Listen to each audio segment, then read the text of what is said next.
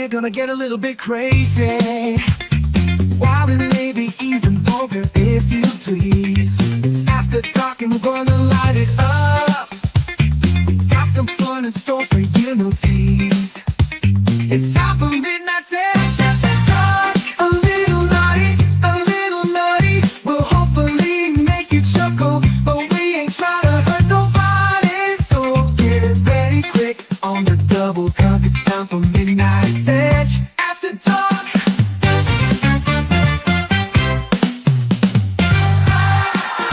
It's time once again for Midnight's Edge After Dark Live. The Disney Files Part 2 has dropped. And we've got so much more to discuss. We'll see what we can get to. We got a great panel with us already. We've got Scribe Light here. How are you doing, good buddy? Good afternoon, good evening. Doing all right, thanks, Tom. Hi, everybody. Hope you're having a good Glad day. to have you. Yes, indeed. We also have CC Karaoke coming in from the Great White North. How you doing? Glad to be here as always. That Doing all translates to, hey, how you doing, eh? Yeah. No, I'm just planning for my summer. No, I meant the taking a break from the planning to be on thing, me. yeah. Glad to have you here. Glad to have you. And we also have all 32 flavors of Nick Weiser here. How are you doing? Hey. So apparently a lot has happened and it's only Tuesday. And hello, Right? chat. Hello, wrenches. And hello to the gentleman on the panel. Let's talk about this crazy. Yeah, I have a feeling some of this news is going to spill over to the next couple days. We're not going to be able to cover everything probably tonight. There's so much going on. I mean, I guess real quickly to kick things off, we'll get to a few shorter subjects perhaps, but either way, we got Price of Reason here as well. How have you been? I've been good. How have you been doing? Doing the best I can with what I got here. Well, that's all anybody can ask for. Getting by, indeed. So yeah, it's been a hectic news week already. We're only on Tuesday, as Nick pointed out. We've been getting a lot of Superman photos being dropped the last couple of days. I think the one that's probably blown up more than any of them, especially since I posted it, was the Clark Kent image. So I don't know if you guys have seen this one yet, but I mean, I wasn't whatever the hair though. I called him Clark Chalamet. Yeah. I'll tell you what this is. I can help you, Tom. There's a popular haircut today with young people that I like to call the broccoli haircut. And for some it reason, seems to be what they're tweeting in it too. Yeah. Yeah, that's what they're going for. For some reason, people that are young want to look like broccoli. I don't know why they want to look like broccoli. I think that it looks lame, dumb, and stupid. And I'm not saying this as kind of like a boomer old guy saying it. It's like this new generation is so lame. Everything they like is just really, it's not that it's like, when we were young, everything that we liked was more badass than what our parents liked. And when these guys are young and whatever they like, think of whatever the lamest thing is, and that's what they like. So this is the broccoli haircut. That's what they gave Clark Kent. I mean, there's a few things during the 80s and 90s that I could point to and say, yeah, we're probably embarrassed by. Even in the 80s and 90s, there was at least a lot of people, partying. You know what I mean? There was still a feeling. There was this kind of not excess. talking socially. I'm talking about like just hairstyles and like, look, the But that 90s all had some happened. wretched fucking hairstyles, yo. That all happened because I guess you're right, but you know what? Even those hairstyles, they had more character. If I now go to the street, like go on the street and pick like about 30 guys, between the age of like 14 to 18, they're all gonna have this haircut in different I agree variations. with you. Like you could say what you want about the 80s. People still had a little more individual character, even if like some of the clothes were too neon and the hair was too big and all this other stuff. Even in the 70s. 80s wasn't as bad. The 90s, on the other hand, was like reverse 70s. I guess. I still think that, it was that bad, this is the man. lamest thing. And James Gunn is trying to cater to the people that like the broccoli haircut.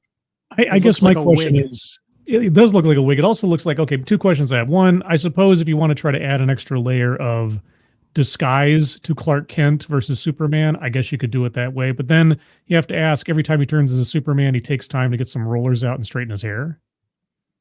No, I think he just slicks it back. But no, you guys, Oh. that's the main point, I guess. If you want to distract from looking like Superman, that's one way of doing it. I mean, we asked for one curl, not tons of curls.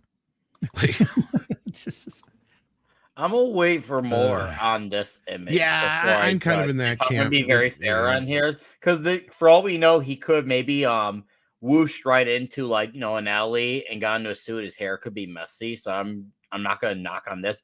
I have things I can knock on, and this is not one of them. Well, I just can't believe it because I've been posting all the video and pictures of Superman the last day or so. Mhm. This one, I mean, the other ones did get some attention, but this is the one that blew up the most.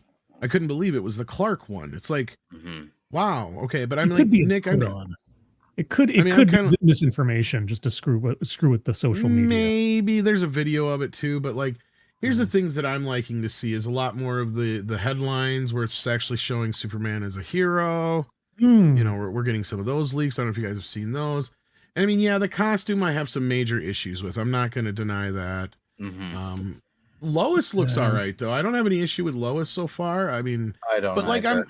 I'm kind of like It with was Nick. Mr. Terrific. Like, yeah, I just kind of want to see. I want to see a trailer first. I want to know what the movie's about. I'm more worried about the movie because, granted, you know what? Zack Snyder looked,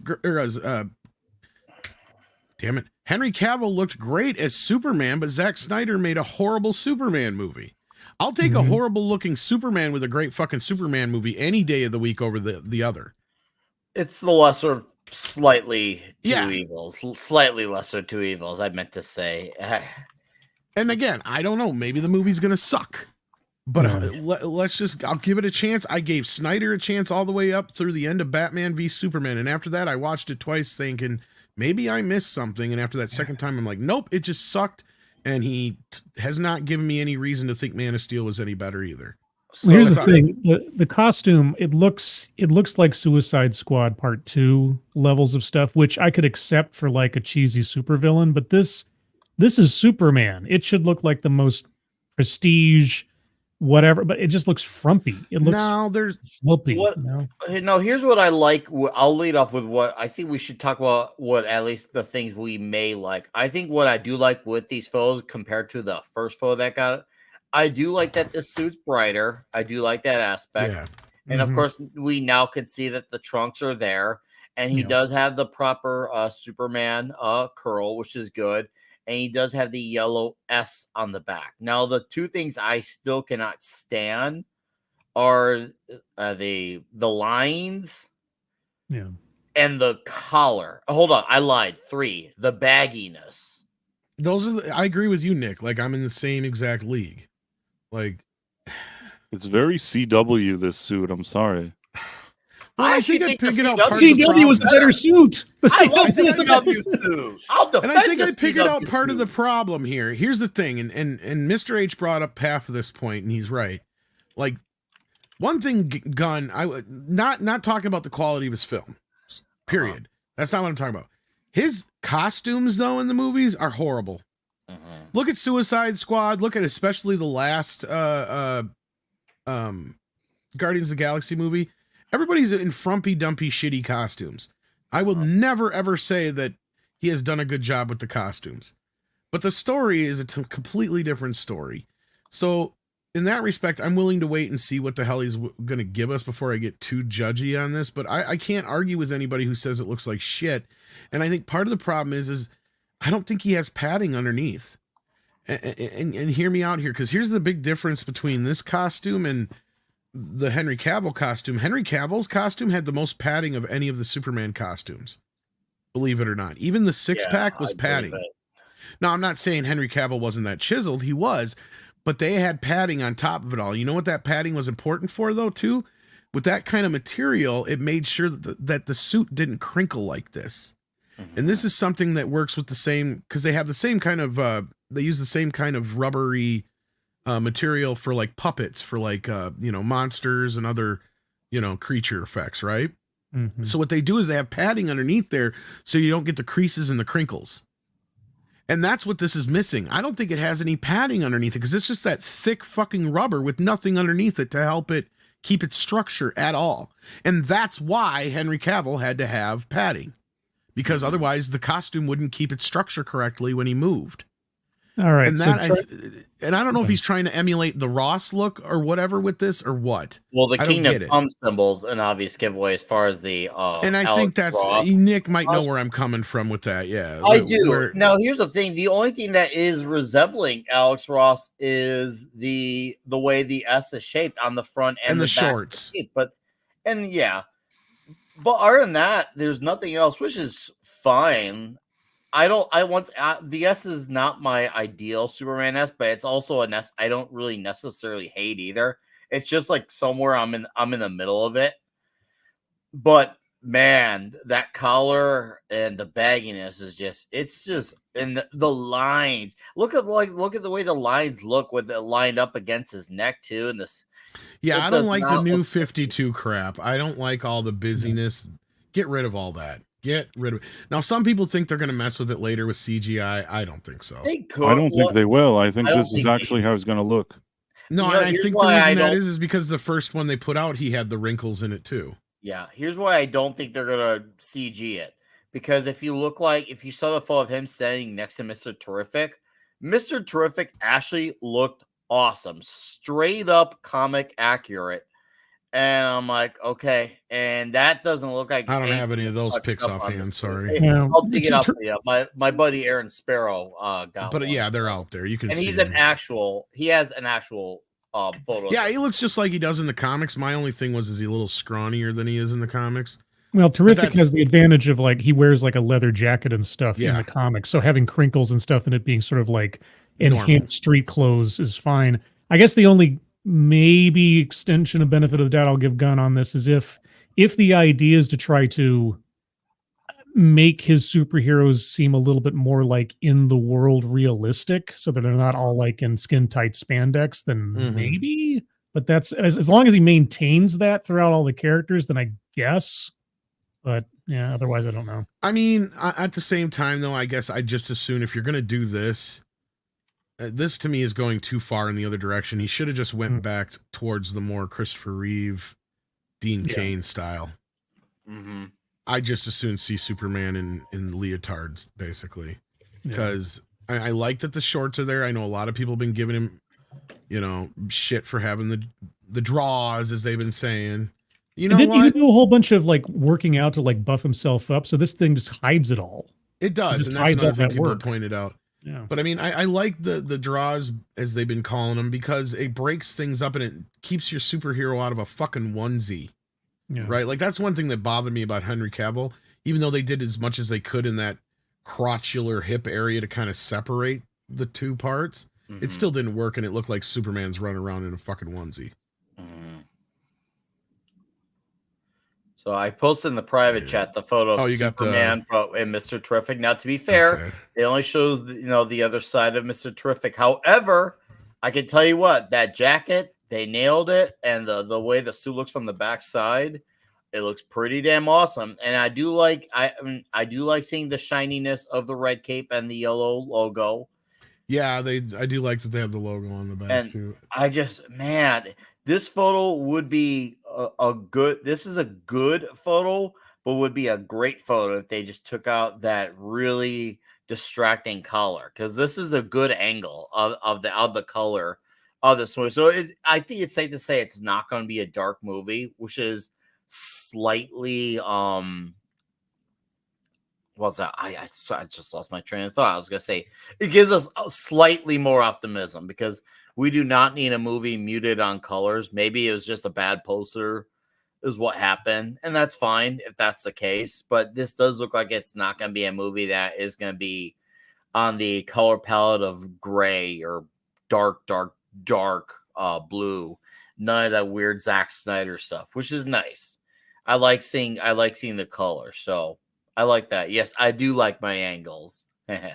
Yeah, I don't think Gunn's going to Nolanize his movie. It's going to be more. I mean, and the most recent Suicide Squad and Peacemaker were very, very bright and colorful for everything else. Yes, they were. So, Too Well, bright and it colorful. shows you between the Suicide Squad, Peacemaker, and even if you look at Punisher Warzone, they're all movies that have intense things happen, but they're not really dark movies at all. There's lots of color in all of those properties.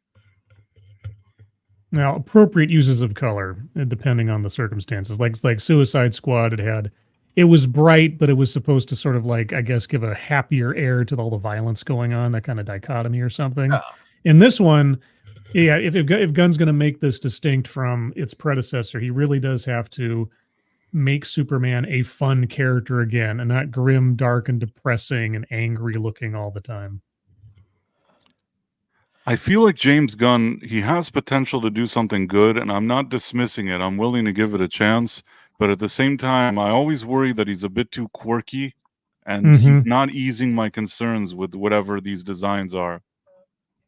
I was getting that from the haircut. Like maybe he was doing that on purpose, knowing that it's a dumb haircut. So he wants to make the Clark Kent character hope just so. feel a bit silly.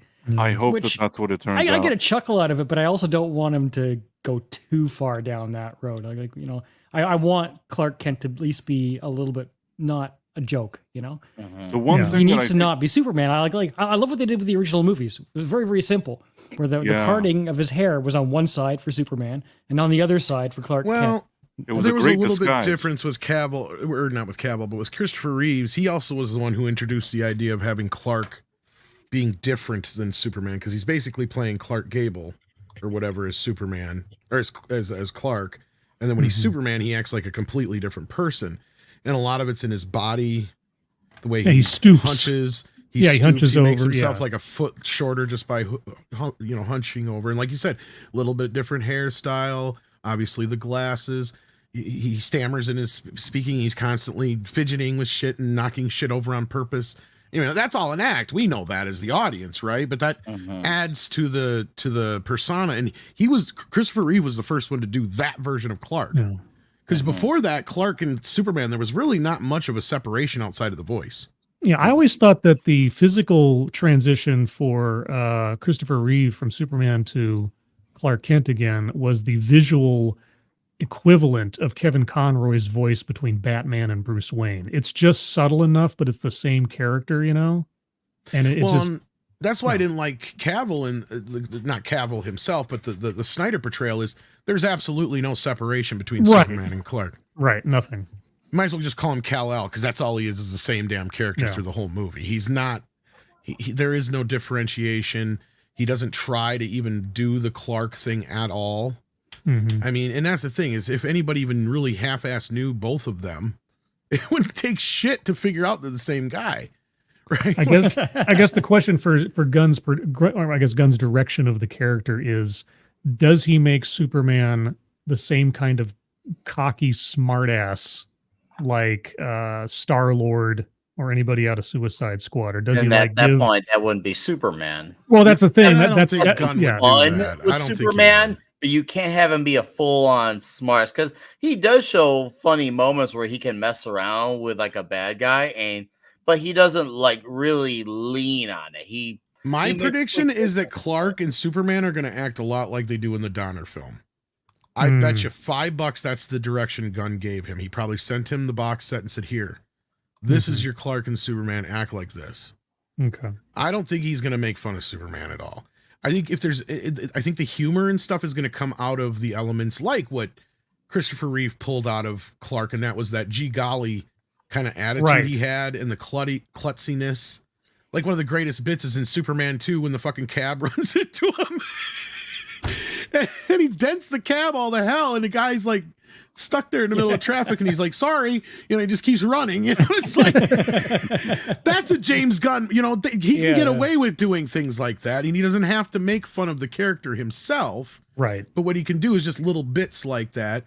I mean, like one of the funnier ones was when Superman in the movie, when he was looking for a phone booth to change in, and he couldn't find a decent phone booth because they were all those stand-up ones where they just have the glass at the sides and they weren't a fully enclosed one. You remember? And he's like, shit. That there's just little things you can do that can be funny, and I think it'll have a wholesome, lighter tone. I agree with Nick. They're going to go the absolute opposite route of Snyder in that respect. My fear comes in too many characters being crammed in here, too many superheroes being crammed in here. When he should be just, and this is another thing that kind of extends to the costume. This should be Kiss. This should be the chef's kiss of Superman. Keep it simple, stupid. Right? We need to go back to fucking basics. I don't give a shit if he's in a leotard, as long as he looks like Superman, as long as he acts like Superman, as long as the story is a Superman story, as long as he gets to punch some fucking bad guys. It's, like the things that we want to see out of Superman that we haven't gotten in the last few movies. And I'm not talking about Batman. We've seen him punch Batman plenty. And we've seen him do plenty of shit with Zod, but we're sick of Zod. Right? I think, was it you, Nick?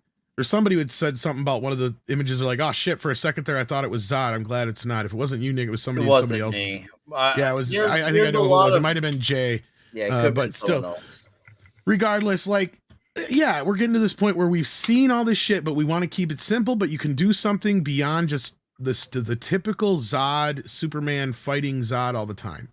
Right? Like, give us a good fucking story, and it doesn't even have to be a Lex story again, too. We're sick of those. I mean, yes, he can be there. Yes, he's a part of the world, but he doesn't have to always be the main bad guy, right? Sometimes it's cool to have like the idea that, oh, maybe we're gonna get somebody like Metallo or Brainiac or something like that. You never know. That would be kind of neat to finally see in film that we never have before. And it's not like Superman has a huge rogue gallery, but those are probably the other 2 or 3 more main characters that we don't get to see. The one thing sorry. All right, go on. I was going to say, well, I guess one of my concerns that you kind of brought up, Tom, was the too many characters route. Is that it seems as though, and I could be wrong, and again, we don't. It might be a great movie, might be the greatest movie ever made. Doing the reverse Marvel, doing the Justice League again before you've introduced the individual characters, and just having a whole cavalcade of characters left, right, and center, giving so much real estate of the film to these people popping up that most normal people have no idea who Mr. Terrific is, right? Say pop in this character and then he comes and goes or whatever. I mean, it's going to take some real finesse to have it be a Superman movie and not just here's cutting corners to starting a bunch of spin-off bait. Well, and you can also do that in a way with Lex. And here's my issue with Lex is they're always so quick to jump to make the Lex the bad guy right away. One thing I loved about the Lois and Clark series from the 90s is they played that dance with Lex. And that dance is what's great because Lex is such a powerful person and he's he has such a charisma about him that he is convincing to people that he's doing the right thing for so long until the shoe does finally drop, right? And Clark and everybody else. And that's kind of one of the fun things is that Superman always knows he's a bad guy, but he can't prove it, right? Like there's some fun stories with that element. And I'm sure Nick can think of a dozen comics that have done it. But that was to me always one of the fun things about that show is that he knew that he was dirty, but he couldn't get him. You know what I mean? Like that was just one of these days, Lex, I'm going to get you. That was kind of always one of those things. And Lex was just one of those bad guys that his power wasn't so much that he had any physical powers. I mean, they did later on try to add that to the element. But to me, when Lex is rich, he's untouchable, right? Like that's the thing. Superman can't get to him because there's always that padding there. There's always that level of still has to have proof. Like there's a mental wall there. There's like exactly a mental wall. It's a great dynamic. I love it. And you know, I hope Lex's role doesn't become the center of this all. I mean, I want him to have a part and a good part, but he should be the main villain either. Much like Zod, we do gotta let people know, hey, there's other villains too. Because if we get another Lex-focused movie, I like Lex being a puppet in the background for a while till he finally comes out. I'm down with that. I'm down with him being a man in the shadows type of character. I'm fine with that. I think that's the best outcome possible. Or preferable outcome. Because that's the thing is Superman can't stop him, right? Like we were just saying. Sorry. I think Lois Lane is going to be great. I think the actress they chose for Lois looks just like Lois Lane, and I'm all about that. I'm also familiar with the actress, and the actress, in my humble opinion, at least in everything I've seen her to date, was really good, and I think she's going to be really good in this role. I just hope the His Girl Friday bit does not come off as too girl bossy. Because that's kind of the way Margot Kidder was presented. And it works for that era. as long as you present Lois the right way. Because here's it's pretty simple. Lois and Superman are pretty simple in how you got to portray them, or Clark, Lois, and Superman in the dynamic. Because when Lois is around Clark, she could give a shit about Clark. He is nothing but, useful, a useful idiot to her in most cases, as far as she's concerned. But when Superman's around, she turns into this giddy, in love, fumbling, kind of basically the opposite of what Superman does, right? So as long as you keep that dynamic going, that's what works about Lois and Clark, is that when she's with Clark, she could give a shit, and Clark is this bumbling fool. Superman has his shit together, just like Lois does when she's around Clark. But as soon as she gets around Superman, she's the bumbling fool, right? Like that's, she's basically that schoolgirl in love, for lack of a better term, basically. I don't know. Does the modern culture in Hollywood allow for a woman That's to get the all weak in the problem. knees for a man? That's what I'm afraid of. In the Scribe. game Are of they gonna be able to patriarchy, have that dynamic, yeah. Yeah, in the game of patriarchy, does Lois Lane become the ball? Yeah. But I mean, I don't know if anybody can argue. I mean, that's always kind of been the dynamic, but that was something that Donner really breathed life into in the 70s film. And it really mainly worked because Lois always was a spunky, on her own reporter. But in that era, that was the first time we had a post-women's lib Lois Lane, right? Like to where she was her own woman. She had a penthouse fucking apartment, right? Like she was basically probably one of the highest paid reporters in Metropolis. I think it's even worded that way by Perry White at some point. I mean, so it's not like she's a nobody. She's a very strong, career-driven woman, and this Superman just drops into her life, right? Like that's kind of the whole point. So I'm not going to have a problem with her being a strong-willed woman. I'm afraid of her being too much of a girl boss for some folks now. Well, the Lois Lane from the animated series would probably be a good model. As far as absolutely. that was, as far as I recall, it's been a long time. And that was pretty much modeled after Terry Hatcher. Exactly. Yeah. That struck the right balance between like still being an assertive individual, but still being a little starry-eyed without like that show's dynamic was different because that show was more about Lois and Clark's relationship overall, right? Like that was when it was more of we're going to key in on their dynamic, and Clark is that Dean Cain's Clark is a way different Clark than Christopher Reeve's Clark, because at no point do I think from memory, and I wish Script was here because he'd know for sure, do I remember Cain playing the bumbling Clark, because they were always competitive, and it was that competitive nature that made them, that fiery competitive nature in that show. Together, no, he never played much bumbling, but to other people outside of their little circle of two, he was always a little naive in places. Yeah. But I remember the dynamic between them in the show always being that race between Lois and Clark to get the story first, and Clark always knew he could. Right. But what one is he going to let Lois have this time because he can't take it because he was Superman or because of this reason or that reason, and it would always hold him back just that little bit from Lois. But their dynamic is where the sparks flew, and it was a little bit different relationship there, which worked. Smallville, that's a whole nother can of fucking worms.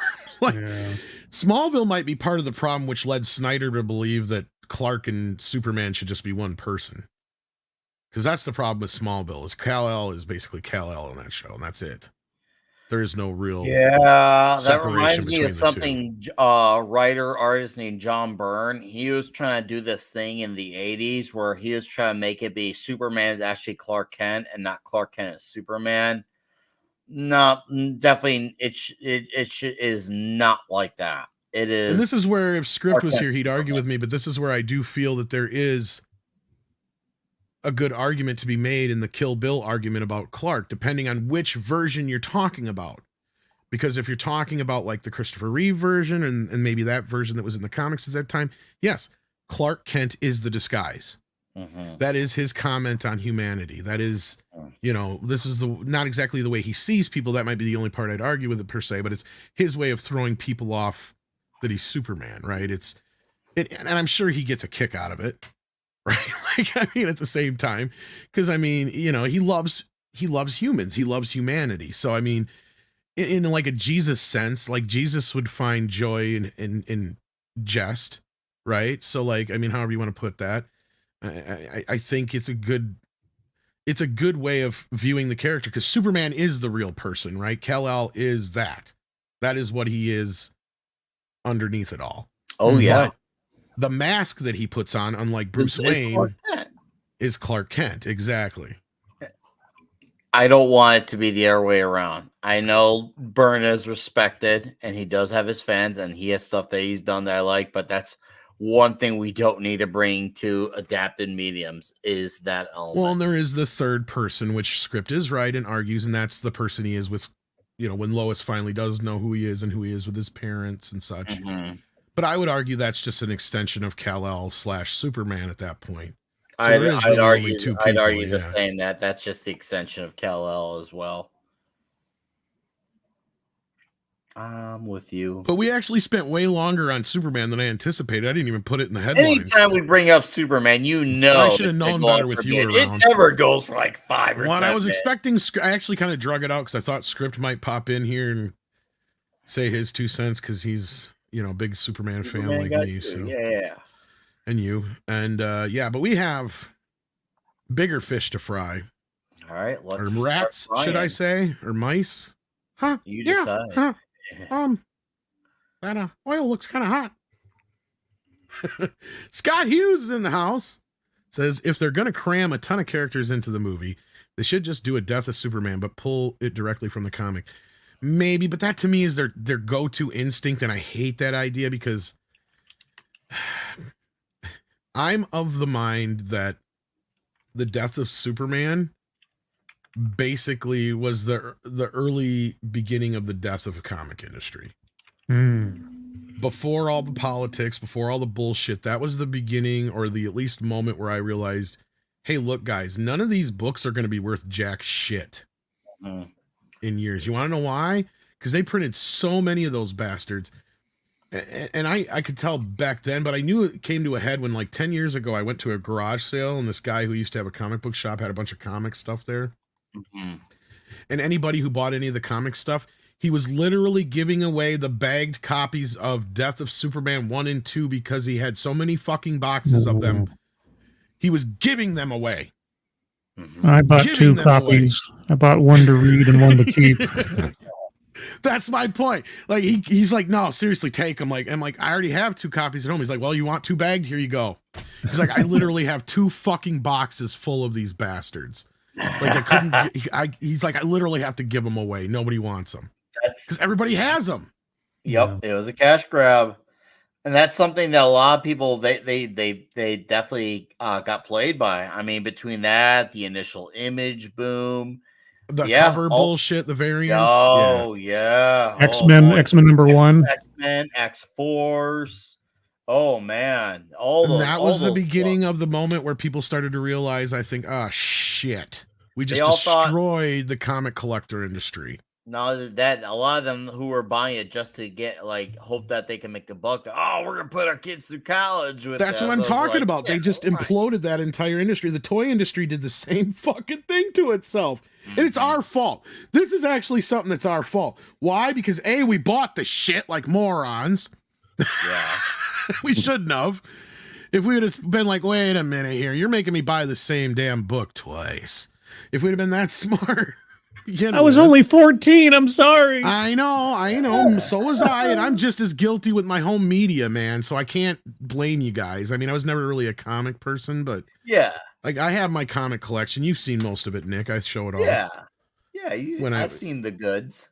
It's most of it, yeah. So like, I mean, it's not like I don't have a little bit, but like even at that time, I was kind of like, something fishy about this. When you got 10 different covers. You assumed what correctly. kid can afford 10 different covers anyway? Yeah. These ain't being put out there for people that, and that's the other thing, obviously, same thing with the toys. Is the only reason the toys from when we were younger and beyond are worth money is because our parents and beyond used to throw the shit out. Our generation, when we had kids, we taught our kids how to take care of most of their stuff. So of course none of their shit's going to be worth anything now because everybody has it in pristine condition. Yep. I saw the same thing happening when they not re-released, but when they redid all the Star Wars toys back in the 90s. And all my buddies were like, my Star Wars buddies were like there at midnight at Toys R Us, and I'm like, you guys are fucking insane. These ain't gonna be worth nearly as much as the original toys are. They're like, yeah, they are. They're gonna be an investment in the future. Same thing with the Phantom Menace toys. And like investment in the future. I'm like, dude, do you realize how many more mass-produced versions of Darth Maul there are than there ever was of Darth Vader? Yeah. Back then. And not only that, parents threw them out and kids played with them. You guys have a stack of them in fucking boxes, and I predicted it. I'm like, you ain't gonna be able to sell those for half of what you paid for them 10, 15 years from now. Sure shit, you go on eBay, you can buy boxed versions of like prequel series and all that kind of stuff, and the Power of the Force shit dirt cheap. In a lot of cases, even less than what you paid for them. In fact, I remember seeing a stack of Darth Maul dolls for like $1.50 a piece not that long ago. And it's like, that's the problem there. People would like it. And it's not, I'm not saying Darth Maul is a bad character, but they were so mass produced, and you had all these people who went out and bought like, you know, truckloads of them on those midnight sales. It's like, who do you think was going to buy these things 20 years from now? The same people that were there at those midnight fucking sales buying 10 of them. That's who. Like, there's no other market for it. A collector market only exists when shit is rare, and not rare on purpose, or because it's rare. Yeah, it's something that it just happens. You don't plan for them to happen. It just happens. Like a good example would be the last issue of The Walking Dead, because it was a surprise thing. Everyone thought that no one knew that the series was going to end. It was just one of those things where if you bought it, you found out when you read the comic that, oh, this is it. Oh, crud, it's done. And then before you know it, before you know it, takes off the internet. Hey, The Walking Dead's done. The Walking Dead's done. And all of a sudden, before you know it, everyone wants a copy because it's the last copy. That is how you do things. You like know that. what else is worth shit? You know, like go to our childhood. Like my buddy, he's an eBayer. He's always pissy because he can't get any money out of like G.I. Joes or Masters of the Universe or Ninja Turtles and stuff like that. It's like, dude. That's because we actually took care of the stuff and everybody has it. The stuff that's actually worth money from the 80s is stuff like the Dune figures. Because nobody fucking bought them. Yep. Well, anything that aged like a fine wine. Anything that people stuff didn't like that. notice Yeah, Dick Tracy. when it first came out, but 5-10 years later, it became a beloved classic. Yes. You know, exactly, CC. It's stuff that sat on liquidator shelves where I'm kicking myself in the ass for. Like, going, why didn't I buy boxes of that shit now? I could be selling them for tons of money. Like I just said, the ones that I said, stuff that didn't sell back in the day. Roger Rabbit stuff has actually kind of gone up a little bit. I got a lot of that because I found out recently. I didn't even realize until recent years that stuff didn't sell so well when we were kids. Yeah, so like that stuff does have a bit of a collector market, not nearly as high as some of the other stuff. I'm not going to pretend that, but that's the difference, right? Is the stuff that didn't sell, the stuff that people didn't always buy, but later on has some sort of emotional attachment to it. Like, good luck trying to find the Dick Tracy figures in a box still and get them for a decent price. Oh man, I got mine unboxed. I got a few of those. And those still. are ones that I was pissed that I didn't pick up from the liquidator store when I could have got them for $1 a piece. You know what I mean? Like. Anyway, we've talked way too long on that stuff, but thank you, Scott, for that. We appreciate that, even though we got way off the beaten path. Mr. Buttcrack Media has been a member for 25 months, still probably has the greatest icon on YouTube. And Slithering Peanut, there's a name I haven't seen in a while. How you been? Sends in 10 Canadian, says it wasn't DC that did all the alternate covers, it was Marvel. That's probably true. They started it. Why? My point is that's the moment that I think a lot of people realized, or that was the moment I remember where everybody went out and bought a copy of that. Right? Everybody, like Scribe said, I bought 2 copies. Everybody else did too. Anyway, they started it. Why Marvel went bankrupt first. DC did copy, but not started. True. This will be the only super chat I can afford. Oh, no worries, Slithering Peanut. And thank you so much for the support. I totally get where you're coming from, and I'm not going to disagree with you that Marvel probably did start it because they are a bit more greedier in certain respects.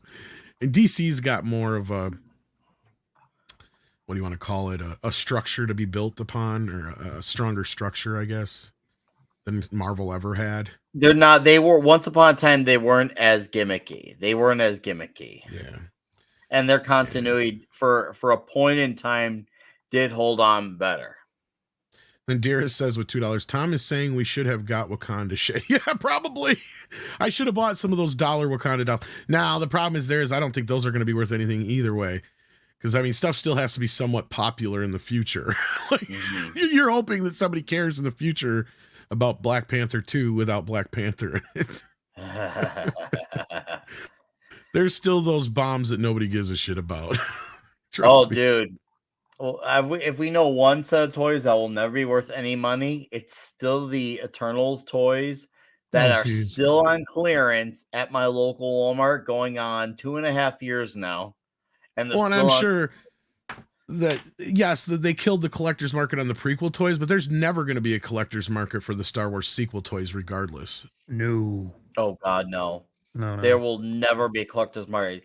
Even if they somehow became worth a lot of money, no one wants them because almost no one likes those characters. That's how they'll somehow never become worth any money. People who pretend to like those characters out of spite will pretend to like those characters, but they ain't gonna be spending the money to buy those toys. The only figure that's going to be the only thing that's going to be worth anything is Cara Dune. Betcha. I was just going to say, I was going to say, it ain't like it's Dune. I'd pay for that. And that's a difference. There. That's an exception. That's an exception to the rule. And that's because no one thought, because that was it. Once she got canned, they were not going to make her figure again. So yeah, that once again, that was something that it just happened. You can't plan for these things as far as being worth a lot of money. So good example. So yeah. So let's get into the gritty nitty. We got this is earlier than I expected it, actually, because he didn't tell us when this was going to drop. I thought we'd get another teaser, because as we got the on the morning show the other day, we got the Cheaters episode. I don't know if you guys caught that, to be brought up to speed here on this. But we're moving from Michael Giordano, or however you say his name, to a new culprit. And this was the thing that he promised, but he didn't tell us when it was dropping. It dropped this afternoon. So here we go. This is the Disney Files Part 2, all 20-some minutes of it. I was hoping Mike would be here by now, at least. But, yeah, so let's get rolling on this, because this is some juicier stuff yet. So you think that they wouldn't hire a C-suite who's not white or not Jewish? In entertainment, no. There's also like glass ceiling for that. I feel like it's not, there's a glass ceiling. It's not quite like being breached yet. You're not going to see a CFO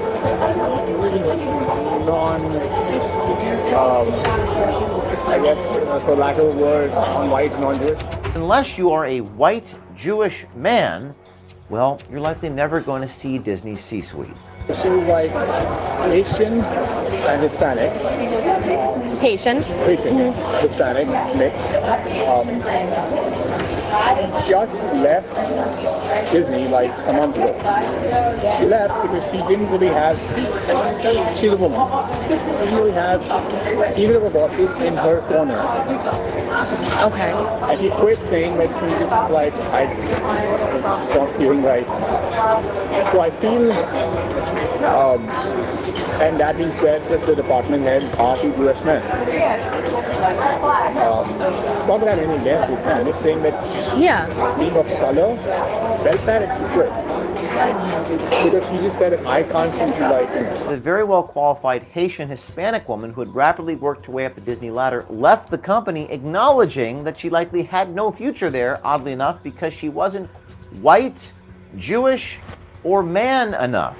So maybe there's this juxtaposition between corporations, especially in entertainment, that say, you know, we want diversity and all these things, but then in reality, but it's a number. Like, you know, like I've done the reports for diversity inclusion. They make us do every year, saying, okay, like look at the shows, tell us the diverse cast, all crew members are in there. So you've seen number can't go up. I'm like, yes, it's gone up, but I feel like that's like a forced metric. Does every department have diversity spreadsheets? I'm seeing a pattern here, and that is from Disney's hiring practices. what about like the LGBTQ? I want to see them do it more in like the kids shows. That'd be great. Yeah, it's the way the world is. You can't like. Before we go into this part here, so okay, because this is a different can of worms.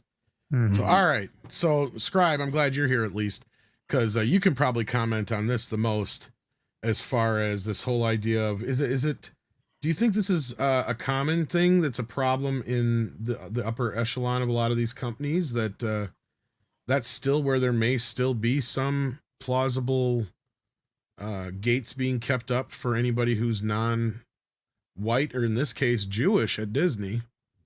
Like, is that a problem anywhere else, do you think, or is that just a Disney problem? Well, so I guess my first question is, and I don't know. So this guy's allegations, I don't know if they're true or not, and his rumor mill and everything else may or may not be true. As far as the C-suite's concerned, classically speaking, and I'm just talking in general terms, classically speaking, Right. it's the C-suite where you want the most visibility. If you're a DEI advocate, if you're a DEI true believer, the most visibility you want is in the executive suite, is in the most senior leadership positions. Because if you believe in that ethos, then the people have to be able to see themselves in their leadership in order for them to want to stay at your company, in order to attract new talent from the demographics that you want, and as well to stick to the ESG requirements and expectations of your betters. So for him to say, if you're not white and you're not Jewish, you can't get into the C-suite, I guess I would need to see some receipts on that for Disney specifically, because that doesn't quite sound right unless they're talking about some other divisions or something. Because I take a look at the executive team on Disney's own website, and obviously you can't tell someone's religion by looking at them, but aesthetically speaking, otherwise. And it's so silly that I have to look at it this way, but this is how they look at it. Like, I want to look at somebody and just say, well, what's their education? What's their skills? What's their training and passion? I don't care about what they look like. But in trying to assess this whole, shenanigans, it's like, well, okay, Disney is, at least on the surface, doing the DEI thing. So whether or not there's some unspoken rule about who gets to be really in charge based on your race and religion, again, I'd need to see something more visible than that, because it doesn't seem, the proof does not seem to be in the pudding right now. I call bullshit. I'm sorry. It's not. I agree with Scribe. It's not. If you look at all their executive, top executive list or whatever it is, it's a very diverse group of people. I'm not saying these are good executives, but I think that it is possible that whoever this lady is that this man is quoting, maybe she, amongst the diversity people, wasn't well received, and maybe she didn't have the right friends, or maybe she didn't toe the right political ideas, and they didn't Right. promote her. But to drop all of that just on those white Jewish men, I think that there's something that seems off there to me. And let's be honest, the guy that's even talking there, he himself is sort of a diverse person. And maybe him and this other lady, they feel there's a glass ceiling. But when you look at their actual board of executives, there is a lot of diversity there. And it's like Scribe said, there's no receipts to back up what this guy is saying. Well, Yeah. I see the lack in diversity being in people that would go against Bob Iger. I think that's probably a bigger problem. Well, yeah, That's no, just- it's going to be a bunch of yes men or women, as the case may be. But yeah, I mean, ultimately, you got two things you have to fit at Disney. You have to be subservient to Bob Iger, and you have to fit the expectations and the visibility for what they want for their DEI, so that they can say, we walk the walk and we talk the talk. Yeah. I would also say, if you were a person such as Bob Iger, or you want to hold on to power, you don't want people too close to you who are a threat to your power. You want Right. people maybe you can count on, people who are good enough at what they do, but not too good, right? Yeah. So the first guy we saw, he was a way too cocky and dumb, and he bending over for his own good. This guy actually does seem like he's a bit smarter of the two. He seems like he's probably saying the right things in the office, but then he comes, home to dinner with this lady or at this restaurant, and he's saying what he really feels. I don't think either one of these guys is the type that's going to get promoted for different reasons. Well, the problem for both of them, Jerk-offs. the problem for both of them is that even if guy number one's testimony sounds like it's right in line with DEI, and guy number two's testimony sounds like it's actually counter to DEI, The thing that's lacking in both instances is evidence. So far, this is, one person, rumor mill, office politics kind of stuff. And like you said, in the second instance, it could be just a guy who's suffering from sour grapes and some other lady who is as well. I don't doubt that Disney practices a whole bunch of DEI stuff, but this is where the rubber meets the road. There has to be some kind of documentation, there has to be some kind of evidence of it, because this is the dividing line when it comes to the legality of DEI. You have to have something that actually violates the law. Talking big, this is something that happened, and I'll try to keep it brief, but it is very important. Last year, after the affirmative action decision by the Supreme Court, there was a letter put out there by several Republican attorneys general that basically said to the Fortune 500 companies, you guys better stop your DEI practices because we're coming for you for violating the law, because the affirmative action decision set a really good precedent that DEI, as a cousin to what was going on in the colleges, is just as unconstitutional. In response to that, several Democratic attorneys general sent a counter letter assuring the companies they weren't doing anything wrong and told them that there is a difference between a quota, which is demonstrably illegal when it comes to race, gender, religion, etc., in business, and I'm quoting the phrase here, aspirational diversity goal, which is just the most corporate dodging legalese that I've ever heard to that point. Is that no, just because I say I want to have a 30% increase in my female workforce population by 2030, that's not a quota. That's an aspirational diversity goal. Okay, this is something where you can't just say that something's happening in the business. You have to have some proof of it. If there actually is a spreadsheet, if they have actual spreadsheets that are marking and tabulating and keeping track of employment practices on the basis of race, gender, etc., with percentile goals in mind and timelines, if there's documentation, that could be, I'll keep it, general, it could be evidence of violating civil rights. Now, even if that were the case, even if you had proof of it, would the EEOC or the federal government actually come after Disney in any meaningful way for this stuff? Probably not, unfortunately. It's going to take something really significant and unavoidably, you can't argue against it for something to actually happen. The EEOC has done practically nothing in the last 10 years when it comes to pushing back against DEI practices, because 9 times out of 10, when people are talking about them publicly, they're talking in these sort of like broad, flowery, abstract terms until they're not. But even then, nothing happens. So anyway, I might be a bit of a cynic. Yeah. I have something to add. Go ahead. That could be relevant. There were a few years, and I've spoken about this before, where for some unexplainable reason, I would be invited to events that were kind of Hollywood-ish, if you want to call them that. And I think that the way I felt, and sometimes these events had either executives or celebrities or whatever it is that you want, but what I always felt at these events was that all the people there were on kind of one brain wave, and I was on a different brain wave. There was always this feeling that even if I stood and talked to a few people, that they were transmitting like on a different wave. And whether it's executives or whether it's all these different things, I did my best in order for me to do business or whatever in certain situations. I did my best to try to emulate whatever I was seeing so that they would think that perhaps I'm amongst, I am on that wavelength. But honestly, it really made me feel kind of crappy in a lot of situations. And I feel like, why am I saying all of this? That I feel like in a company like Disney, based on things that I've seen, or even Hollywood in the big picture, there's a lot of people, whether it's that they like certain politics, they have certain views, they all kind of have to be in that kind of like the Borg. They all have to be in the same kind of mindset. And if you come in and you're not assimilating, that's when you maybe don't get as much of the rewards as you want.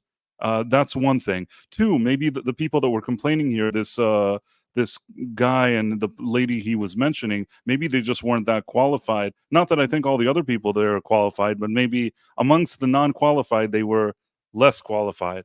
But it could also be what I'm saying, that maybe they weren't buddy-buddy with the right people. Maybe they didn't, they had to give that vibe that they didn't give, and that's why they weren't advancing.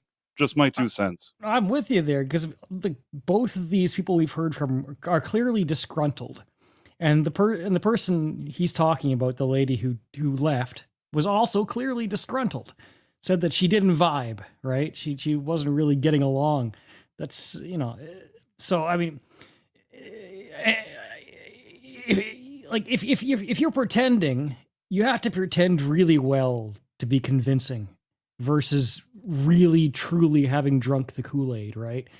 If in your mind you're like, yeah, I'm just trying to pretend to be on the wavelength. I could do 30 minutes. I have like a 30 minute shelf life. I could be at one of these events, and for 30 minutes I'll say the right things. But if I'm grabbing a cocktail and somebody starts talking to me about stuff, I think that gradually I can't hold on to it. I'd probably be the opposite because I'm probably a better bullshitter when I'm drunk. Although I don't get drunk too very often. But when I have to stop and think about, you know, shit like that, just. And at some point, I think, you know, they stopped inviting me. Like, if there was sort of a, I don't know if to say there's a list or how it works, but like if I was in good graces somewhere, at some point I feel like there was a meeting somewhere. They got the notion that you were a little bit dissonant. What'd you say? Either way, they caught on to your dissonance. Yes, somebody caught on, and that was the end of it, I guess.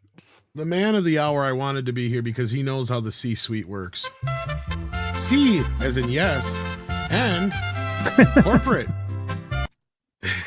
Mexican Iron Man. Hello, bigots of the internet. I am informed that you're all bigots. I'd like to say hi to my fellow bigots who don't like the Acolyte. Now, is this, I'm not sure if I'm in the right stream. Is this a stream where we're talking about gaming and the Acolyte, or no? No. Oh. We just got off of the part of the new part. I don't know if you even got to see this whole video yet, Mike. I listened to you guys on Mr. H. I was away from the house, but I listened to the whole Mr. H show, and so I caught pieces of it. Before we move on with the video, though, the context of this has to. First of all, we got to define the term C-suite and why this is a big deal. Yes.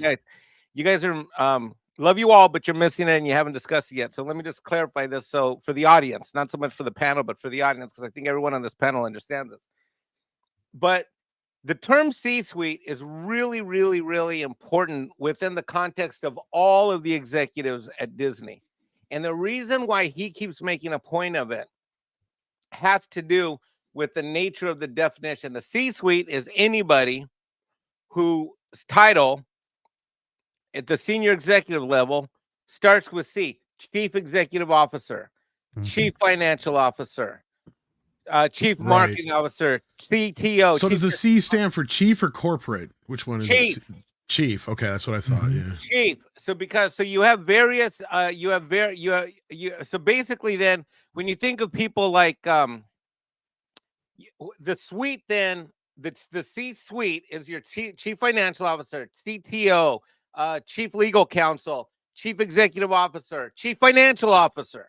Okay, those are all C executives. Anybody with like a 3 or 4 letter name, basically. Let me finish. Hold on. Let me finish. The C-suite is all of the people around them that work for them. So to get into the C-suite means that to be able to get promoted up to where you can be next to a Bob Iger, next to a CFO, next to a chief legal counsel. And that is where all the decisions and the power happens. All the VPs are considered the V-suite, the ones that matter. Mm-hmm. So what this is important, Tom, the reason why he's making such a big deal of it is he's basically saying that if it's true that you could be named a vice president, but you're never a C, and you'll never be in the C-suite, because basically the recruiting of the C's, the chief financial officer, the chief investment officer, the chief executive officer, the chief technology officer, the chief marketing officer, all of those C-suite titles, you've got to be in that suite. You got to be reporting to one of them people inside their office, like as an assistant or someone that's a direct report, if you have any hope of making a move to become a C executive yourself. And that's why you've had a lot of people that have come through Disney that had VP titles that make it sound like they're like right behind Iger, but they're really not. Because you're either a C-suite executive or you're not. All right, go ahead. Sorry. No, you're fine. That's why I wanted you to come in here, because I know you understand this world a little bit better than probably all of us on the panel right now. P And levels are the ones that report to the VPs. right.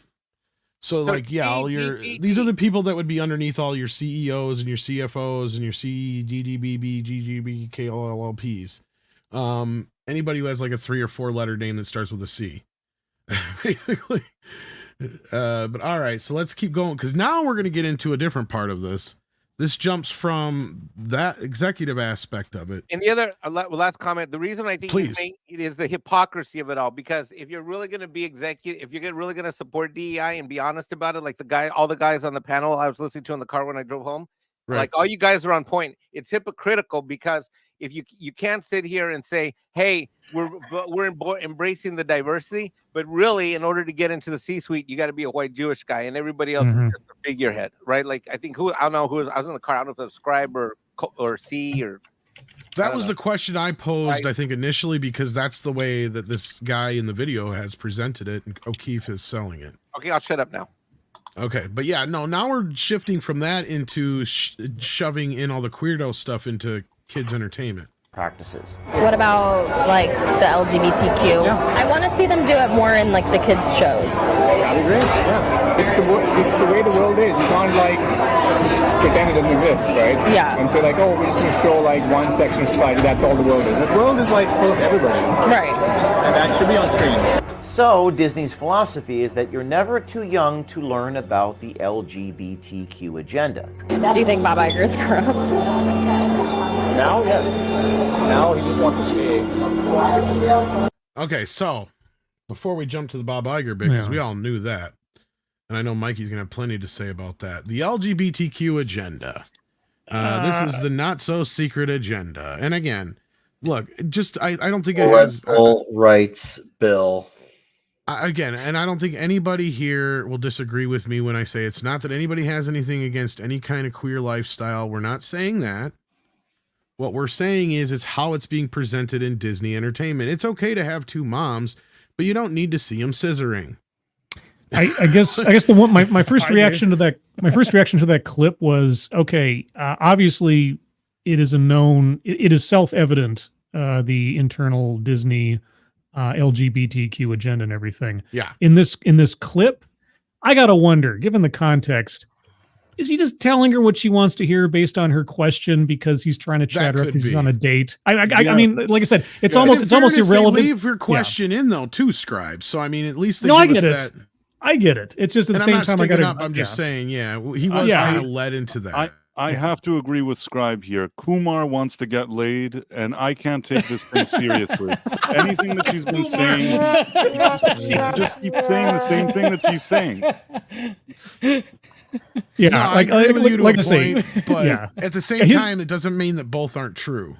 Well, it's true. Like I say, his comment on responding to her question or whatever is it's a known fact. We know that agenda was there. We've seen it in Strange World or whatever. We've seen it in all the other material they've been putting out in the last couple of years.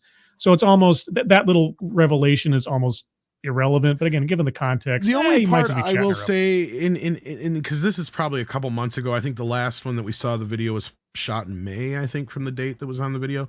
Mm-hmm. But here's the thing that I've been hearing, and a lot of other people have been hearing through the grapevine about Disney, and they've been using the same kind of terminology, so it leads me to believe it's probably true. And that is basically almost all of Disney has been trying to shift gears. So I'm almost expecting a lot less LGBTQ stuff going forward in a lot of Disney stuff. Not all of Disney stuff, but a lot of Disney stuff. Because the other part I'm hearing is how much Lucasfilm is its own island, and it's untouchable. And they are going to like quadruple down on this shit while the rest of the company is moving away from it. So we'll have to see in the next year or two how this pans out with that respect. But I believe it.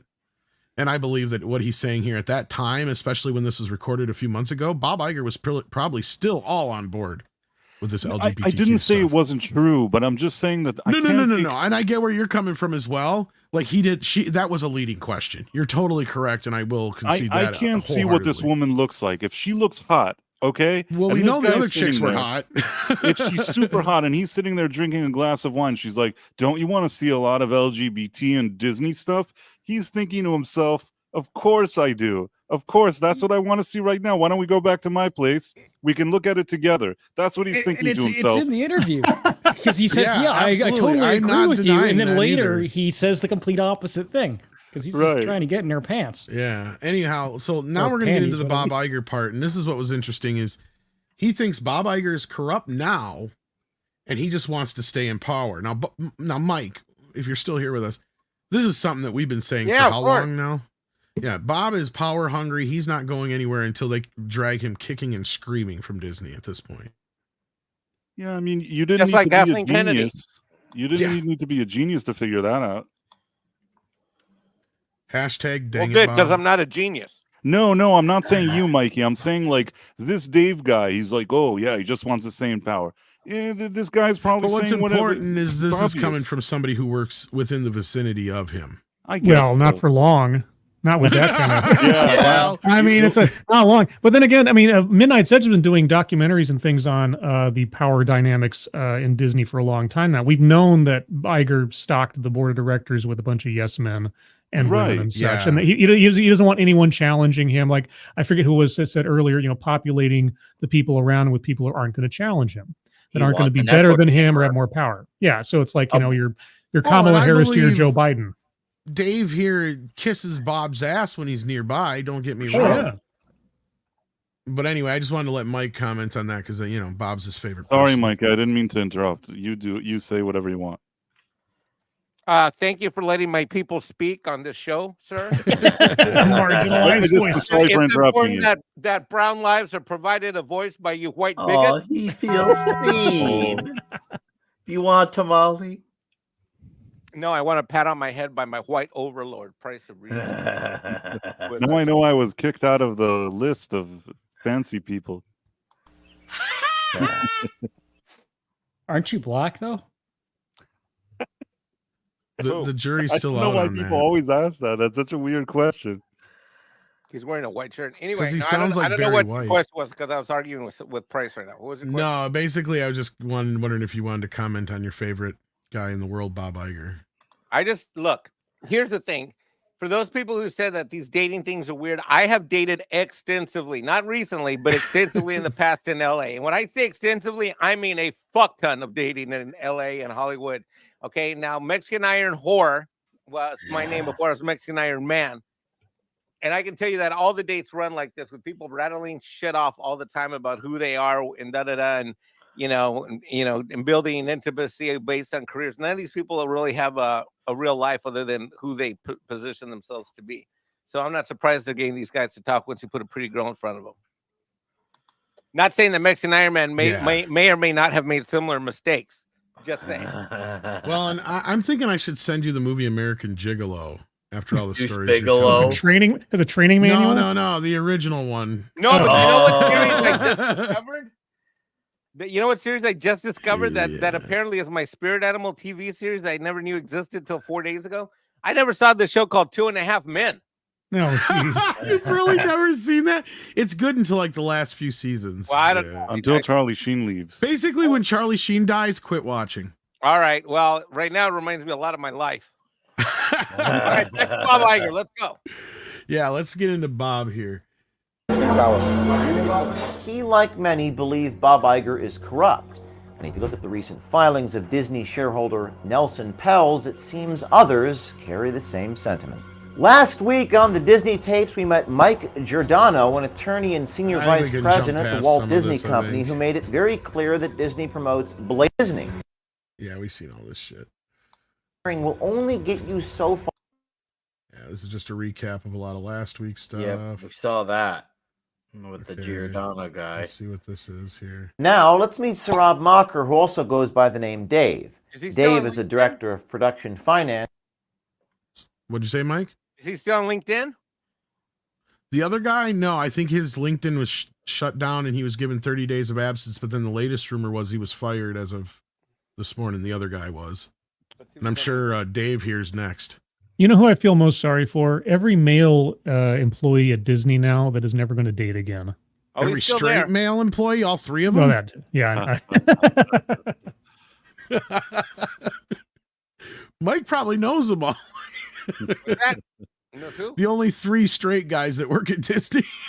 besides I know Bob one of Iger. them. One of them is in Burbank in the controller division. I know that for a fact. I know one guy there.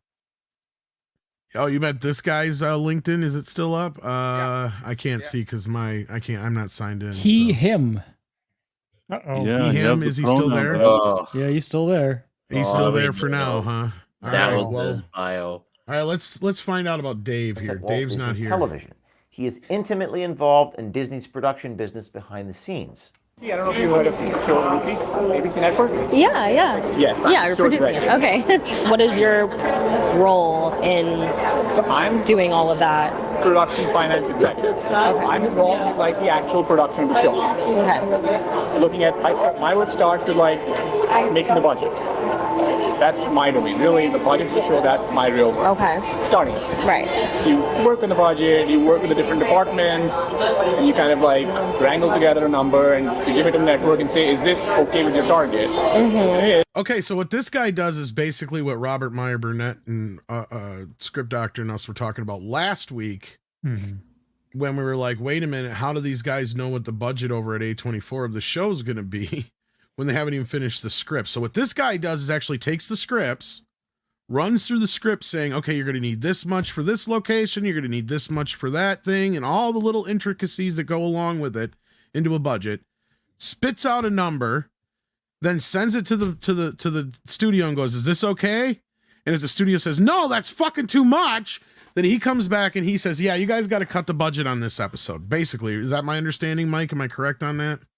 100. That's what I thought. By the way, So that's what this guy does. Poor dipshit has only been there since February of 21. No, I think Culture found out that this guy was somebody who came over with possibly came over or worked with Fox before in some other places. So he's been around. So this is no new guy to the block either. He was an So, intern at Disney in May of 2018. Yeah, so I don't know. That's what Insert, Culture I'm just said. I have telling you, no like, idea. Yeah, but he was at I an think you're Indian probably company right. until 2018. I've got his whole profile up. All right. Then it's a green lit. You lock the budget, and you take it from there.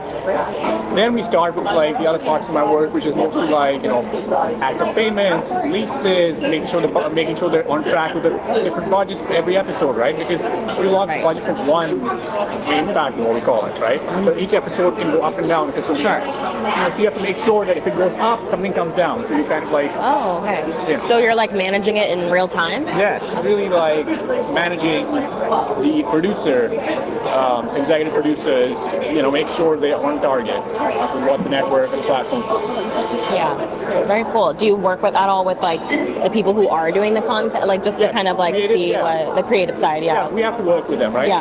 There is no doubt that Disney discriminates against white men when they are hiring and choosing who gets promoted. We heard that from Michael last week in Disney Tapes Volume 1, and Sarab confirms it here.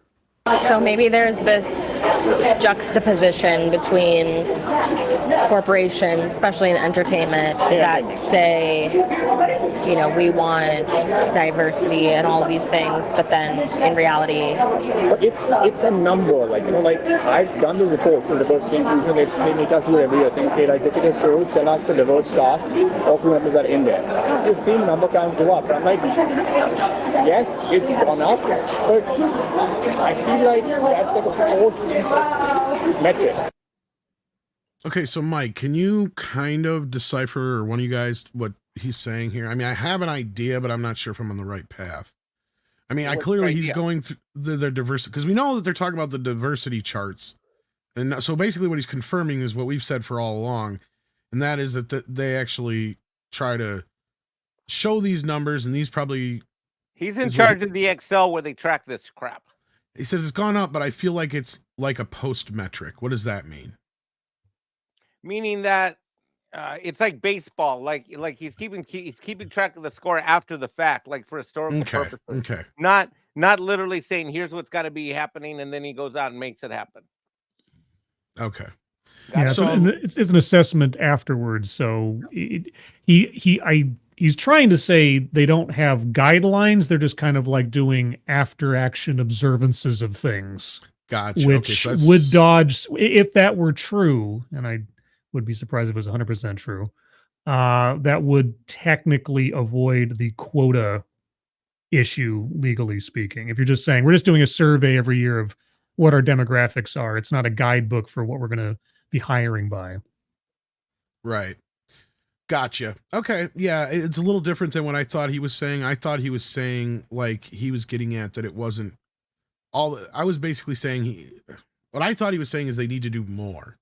But now that you guys explain it that way, it makes more sense. Well, Okay. the thing is that it still feels a little sketchy.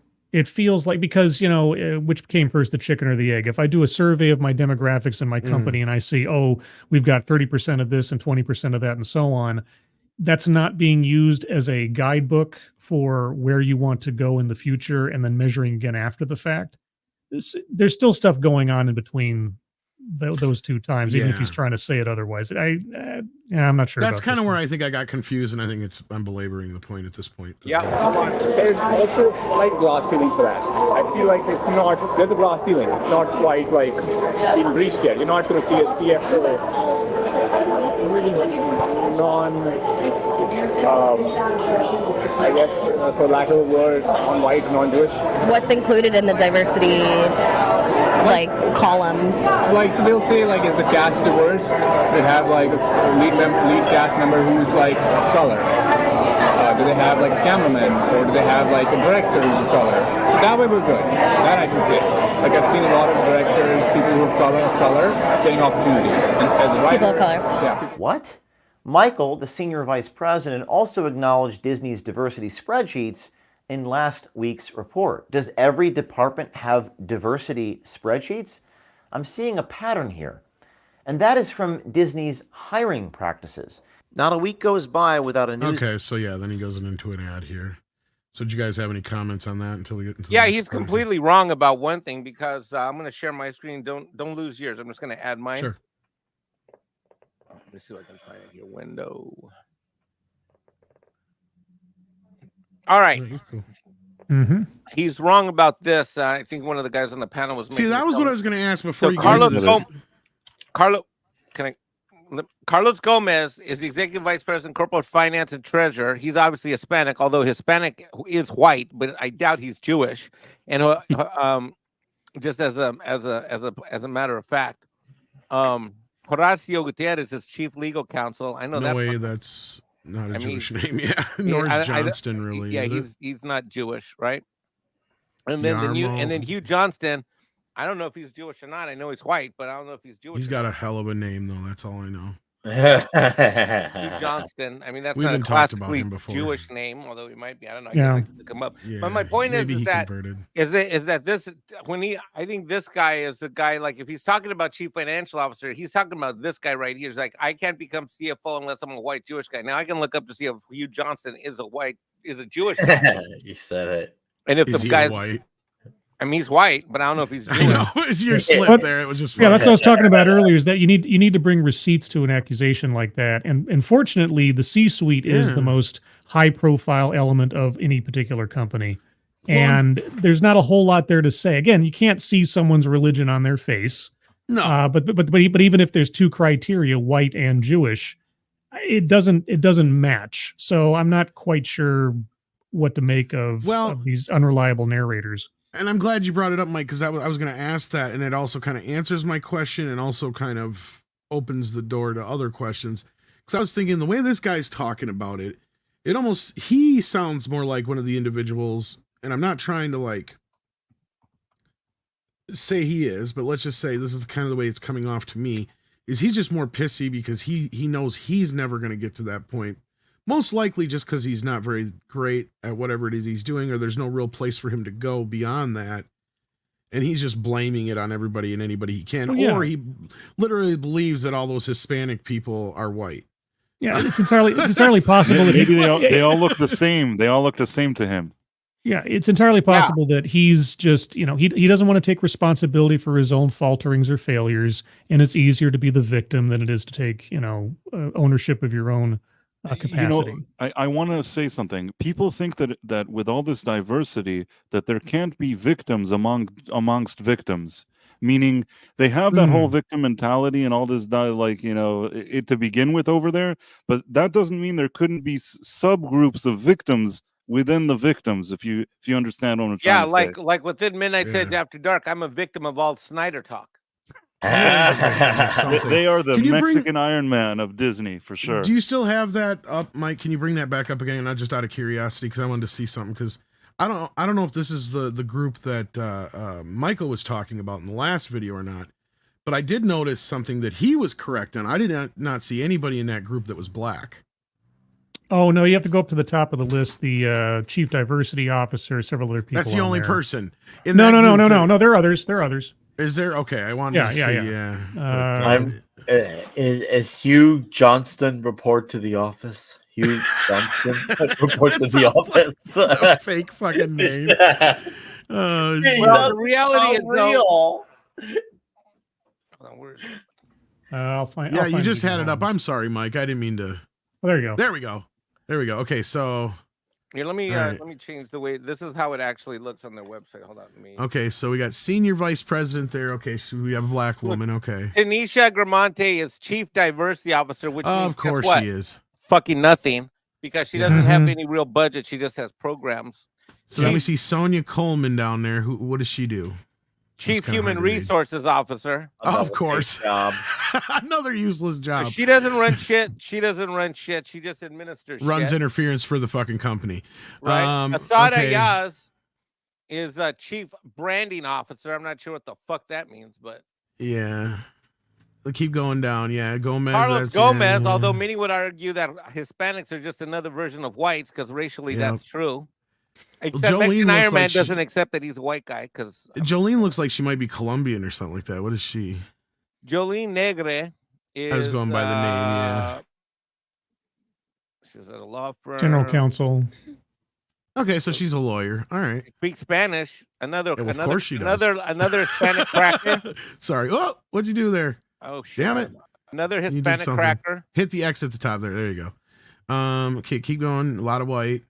They're right about that. I mean, to me, everybody on this page that has any power and budget authority is fucking Now, white. Is that a ginger on there? The board of directors is at the Now, bottom. okay, for the guys assume that are white, they're on the board. How long have these guys been in position? Are they recent, or are they people who've been the there dates? for DEI? If you go down to the board of directors, they have their since 2019 and kind of thing. You have to scroll down to the bottom of the page. I think they say. Wait, are you guys asking about? Hold on, you're talking about the board. Yeah, they're at the bottom of the page. This part, yeah, and then the board is at the bottom. Nick is asking about the officers. Okay, well, we're in the officers right now, right? Right. These are all officers. Okay, so let's see the board. Okay. Okay, so these are all Bob's friends. Yep. And that's where you actually get the one black guy. Finally get a black guy. See, this has been my complaint all along. Derica Rice, Bob Iger, lick sucker, or lick sucker. Lick sucker.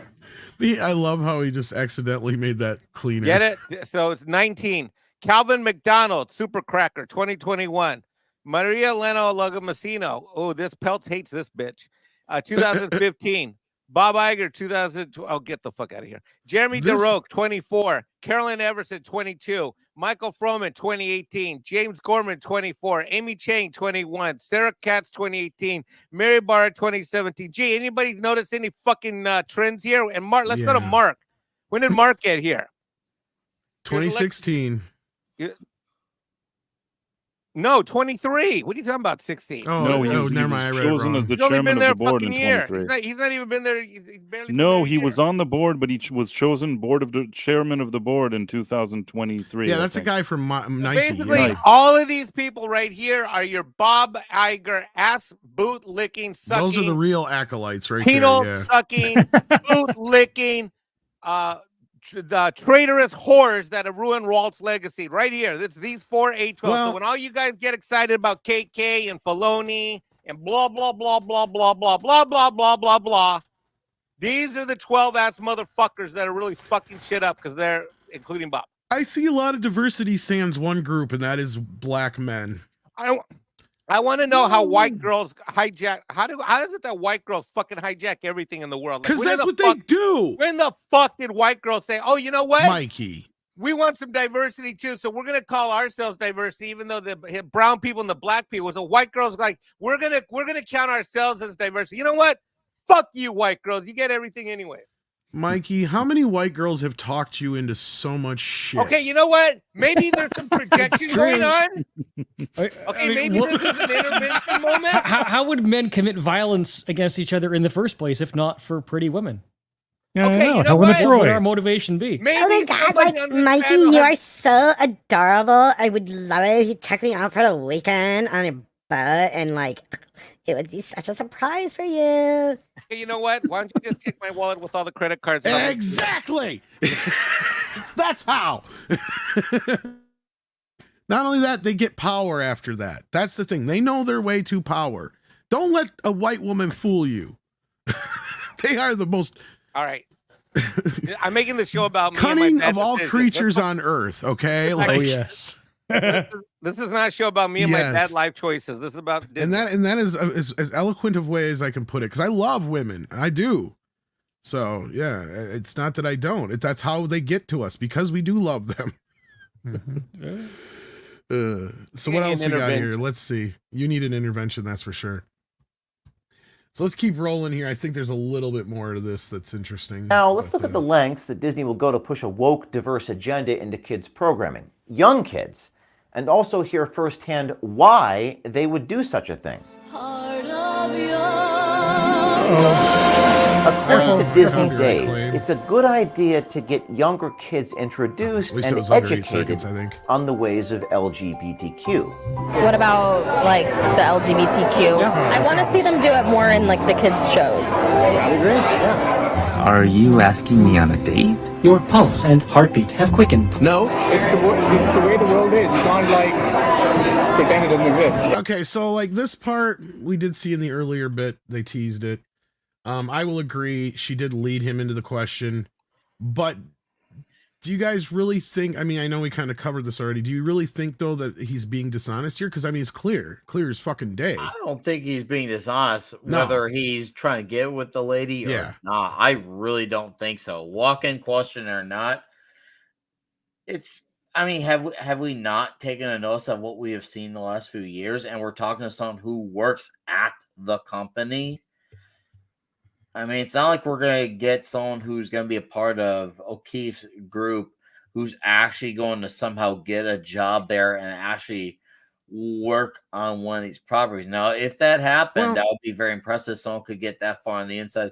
I truly believe this is as far as you could get on the inside if you're an investigator. Mexican Iron Man is not excited when he's driving around with his 11-year-old during spring break a couple months ago during spring break. And he asked me, he's just recently turned 11, that he wants to talk about what are the they, them people. Well, I'll come back around to that part, but Scribe, you were about to say sorry. Oh, I was going to say, no, he's not making it up, but of course he doesn't have to do any heavy lifting because, like I say, it's already self-evident as in Disney's product and culture for the last several years. So that too, he's just affirming what already exists, and again, probably just half chatting her up to. go ahead, Nick. Sorry. Oh, I was just gonna say, describe really quick. For us, we know that. However, this is supposed to try to get to people who this normally doesn't. No. When they want to hear from someone who actually works as a part of the company, because one of the biggest turndowns from this is an anonymous source. This is an anonymous source. It's a conspiracy, etc., etc. Well, no, I get that part. I'm just saying is that, like, I'm not talking about like what messages to the audience that might not have been exposed to this before. I'm just talking about this guy individually talking to her, him affirming that is something. This is the way the world is, and everything else. I mean, whether he believes it or not. Well, that's where I'll jump off. Is I think he believes it because, as Qui-Gon here says, and this is what I was going to say before. Anyway. California, exactly. Sure. He may believe the world is like this. That's not the nefarious part of this, as far as I'm concerned. Sure, it's one thing. You're living in California. It's going to feel like the 30% of the world is fucking gay. Why? Because 30% of the world that lives there is gay. Most that doesn't people mean the who rest of live the in- world is that way. Most Yeah. people live in big metropolitan cities. Sorry, the way I was trying to put it is a majority of the gay people live there. That's my point. Like, I think 2 of the biggest cities that have the highest gay population are in California, is my point. Yeah. That brings it back to that metropolitan bubble thing. Exactly. When people who live in a big Metrosexual. metropolitan city, they tend to think what goes on in their city is somehow like what like is reflective of the world. The nefarious part. Also, go ahead, I Bryce. want to say something because I've said it before and I'm trying to explain that in California, there's that mindset. He can't have another opinion. He can't have it not working at this company and not hanging out with the pink people he goes to. If he goes out, even if in deep down in his heart he thought one way or another, it wouldn't matter. He has to like say this and believe like, and you know what? And maybe when you're in a situation like that, you don't just start saying it. You fully believe all of the stuff that you know is considered acceptable for you to say. You have to. It's like he has to conform, even if he didn't agree with it. He would conform with all of these ideas. But at the same time, I'm not saying that talking to him. Of course, you got a feel of what that company culture is like. I mean, maybe it's fine. And I also like what Tom was saying before. There's nothing wrong with it in general. It's just, you know, all the stuff of like shoving it to kids is like well, and that kind of gets weird. me back around to my other point, to bringing it back to Mike. That's the nefarious part here. And he is going to confirm this in a moment. I don't give a shit if he's saying it to get in their pants. What? Or if he's saying it to just fucking say it because it's true. World is like for everybody. Right. And that should be on screen. That's my little sib Blake and her girlfriend Ghibli. Following in Mom's wake. Oh, nonsense. I'm just an architect. It's important, I think, for me to see, like, you know, the LGBTQ stories and, like, especially for kids so that they can understand all of that and you know, introduce it to them so that they're comfortable and all this stuff. Like, do you think that Disney, like, makes that a priority? I think they are. Do you think it's authentic? Like, not quite. Netflix does it. Netflix does it better. Okay, so basically what they're saying is they are legitimately feeding this shit to kids on purpose. That's my fucking point. That's the nefarious part of this here. Yeah. That is the biggest thing that they've been saying. Oh, you guys are full of shit for so long. And as somebody who probably has the youngest kid on here besides Nick on the board, I want to hear Nick and Mike's feelings on this because they do have the youngest kids. What the fuck? Because this goes right off of what you were saying earlier, Mike. That's why I jumped in there. Because I wanted you to expand on that. Lets me know as a dad, I made the right decision to take his Disney Plus away a year and what's it been now? Has it been 2 years now, Tom? A year and a half? When did I take it? I think so. It's been 2 years? At least. It was a while ago. It was on this show. Remember, I announced it on this show. It was like it was a while ago. Night. So, and I never gave him a Netflix login, even in the share pass states. So this is a Tom Connors 5 fucking knew it moment. By the way, you missed it. So, well, I can still do it, but yeah, I mean, I'm more. It makes me angry, bro. Parent. And I gotta That's tell the you, thing. Yeah, I like Max is young at 11. Thank God he's based as hell to a large extent. I cannot imagine having any kids even younger than Max because of the exposure and shit. I just can't. And I thank God I'm in South Carolina. He's going to go to high school here. I mean, as a parent, it comes off to me almost more salacious than what the cigarette companies did to us. I agree with you. I agree completely. I mean, my kid's fucking 11. He wants to play with the radio RC cars. I mean, seriously, and I'm in the car with him, and out of nowhere, he's like, you know, Dad, they're kind of like, you got to watch out for the they-them gang. And I'm like, the fuck? What? I mean, I literally almost drove off the road. I mean, I'm looking in the mirror. He's in the back, and I'm like, what? He's like, the they-them people. They're all over the school. What? What does he mean by that? Does he mean the other students or the teachers or what? All of that. Students and teachers. Wow. He called him a gang? He went on a field trip. He went on a field trip. So his school got together with some other schools because he's in this band and they perform it. So he's having exposure to other schools that he's not necessarily. His school that he's at, super based. The one he's going to be at South Carolina, super based. But he's now starting to mix with kids at other schools because he's got interests, whether it's baseball, basketball, band. He's interacting with kids from other places and their parents and, you know, and other teachers from other schools. And he's getting confused. He's fucking 11. What do you think he's going to do at 11? He's fucking confused. Well, that's just it. He's getting to that age where he's starting to think about those things. And yeah, I mean, that's a little different than a younger kid like Nick. You got younger kids yet. So, Yep. I mean, I don't know how you handle this around your household, but damn. Well, I mean, the schools in our area, I mean, are Well, I meant more so with the entertainment part of it, but well, yeah, I with know. schools you can Okay. comment on With the too. I'm sure that's an entertainment, I mean, extension of we it. don't see too much TV at the home. My children are not the type that they're gonna lose their mind if they don't have it. The few shows that they've watched, like they really love Bluey.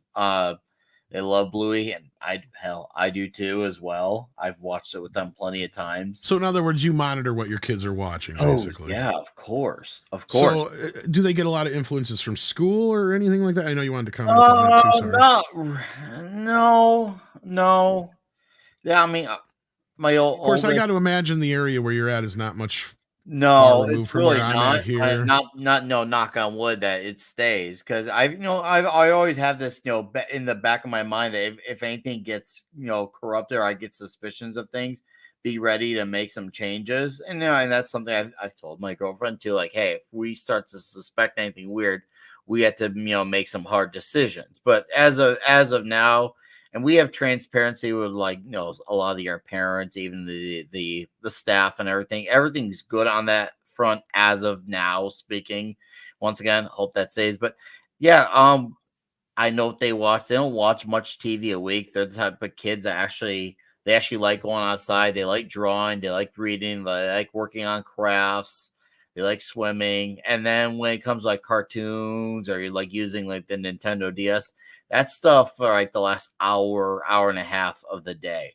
But yeah, other than that, they've seen a handful of cartoons. They like even watching a lot of art cartoons. I used to like the original Tom and Jerry, Ninja Turtles. My oldest, she really loved 2012 Ninja Turtles. Man, she loves it, which is great. It's like she's watched every episode, so it's a good problem to have.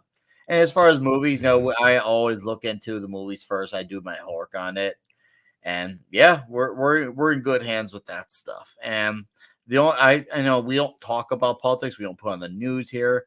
My kids know who Joe Biden is. They know he's the president. All I've told them about politics is that the government is corrupt. That's all you need to know, and that taxes are bad. I'll tell you the details later in life to why two things are. Well, in that case, let's keep going here unless anybody else had anything else to say about this. I think, or actually, Scribe, I think you had a point to make about Netflix. At least I think that was.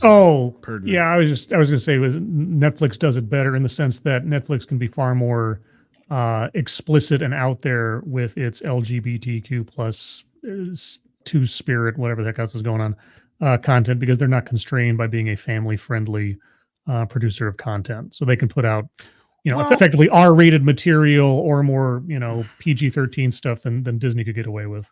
And I mean, I guess you're right, and that's fair, except for, like, I guess the exception to the rules being cuties, which I think is a very nuanced subject to get into as far as, like, okay, maybe it was meant for adults, but it doesn't star adults, and that's the problem we have with it. That's a different kind of animal here, but I don't know about their family entertainment that they really produce over there. I mean, I know some people in our audience have talked to me about like the Jurassic Park show, which is actually produced by Universal, and some other things.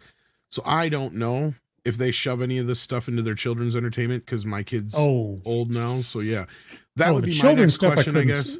Yeah, the children's stuff I couldn't say for sure. I mean, I wasn't sure if in the clip we're seeing if they're talking about just children's stuff or just in general, but as far as programming, and Netflix can get away with more stuff. You're right. Yeah. And then, I mean, I've actually reported on that bit from whoever it is they're over there that's in charge of their diversity officer or whatever, in charge of that shit, where they were bragging about how Netflix has like 10% of their entertainment is either gay driven or portrays gay characters or whatever the fuck it was, however she worded it, whatever it was. But they said we need to do more. And I'm like, well, you're already... that's more than the population already. But anyway, that's the thing. So like, he's probably right. They do it better over there, no matter what respect we're talking about here. But let's keep going. So Disney's philosophy is that you're never too young to learn about the LGBTQ agenda. Apparently, even Dave thinks Disney has gone too far, pushing the DEI thing in their programming. He talks about in one recent failed show, Debt and Other Details, where Disney tried so hard to push the DEI window that it totally tanked the show. I feel like in our show, we insert diversity when it's not really like organic to the story. Imagine that. It's wow. It kind of stands out. Like this just feels like a weird. orchestrated. Yes, that's the word, orchestrated, right? Like we did a show called Death and Other Details. What's it called? Death and Other Details. Okay. It just came out a couple months back. Now it's a whodunit with a good star cast. The main lead was a really big actor. He is a really big actor. Okay. It flopped. The audience didn't connect. According to Dave, the cause and failure of one of Disney's many flops was again attributed to trying to force DEI into programming where it was not only out of place, it was highly inauthentic. It happens. Yeah. But, if you did the analysis, the post-mortem of it, you're just like, why? Because the story, they just tried to feed in so much diversity and they took away from what could be authentic. It just didn't feel authentic. Yeah. Characters felt like, oh, they're trying to hit a box. Like, there's one lesbian character there, there's one like African American, there's one Indian, there's one Chinese, there's one this. But it just felt like these people would never be together in that setting. You know what I'm saying? Wouldn't you? The Planeteer problem, basically. So what is this? Okay, well, this is another I fucking knew it moment. But what more so is it makes me wonder, is Dave telling the executives this shit, or is Dave just telling this to this date? And that's important because that answers the question of whether or not they're learning lessons or not. He's telling it to the date because she kind of wanted to know about it. I don't think he says this within Disney. I think he's trying to cater to this date. Whatever this lady wants to hear, he's saying it. He's not lying about everything. Some of the stuff he's telling the truth on. I actually think that out of all the nonsense he's been speaking, in some of the nonsense, I feel like here he actually has receipts. If you look at that show was canceled after one season, and it didn't do well. And when I look at the cast and what he's saying, at least it seems to make sense that perhaps there's something to it. Mm-hmm. Yeah. Well, I mean, in this respect, I mean, it's again, like I said, we already knew this, but to me, I hope, because this is technically Dave's job, because he was talking about, what's funny is they use the same term we do, the post-mortem report. Mm-hmm. So that's clearly something he probably oversees, and that's where the executives ask, what the fuck happened?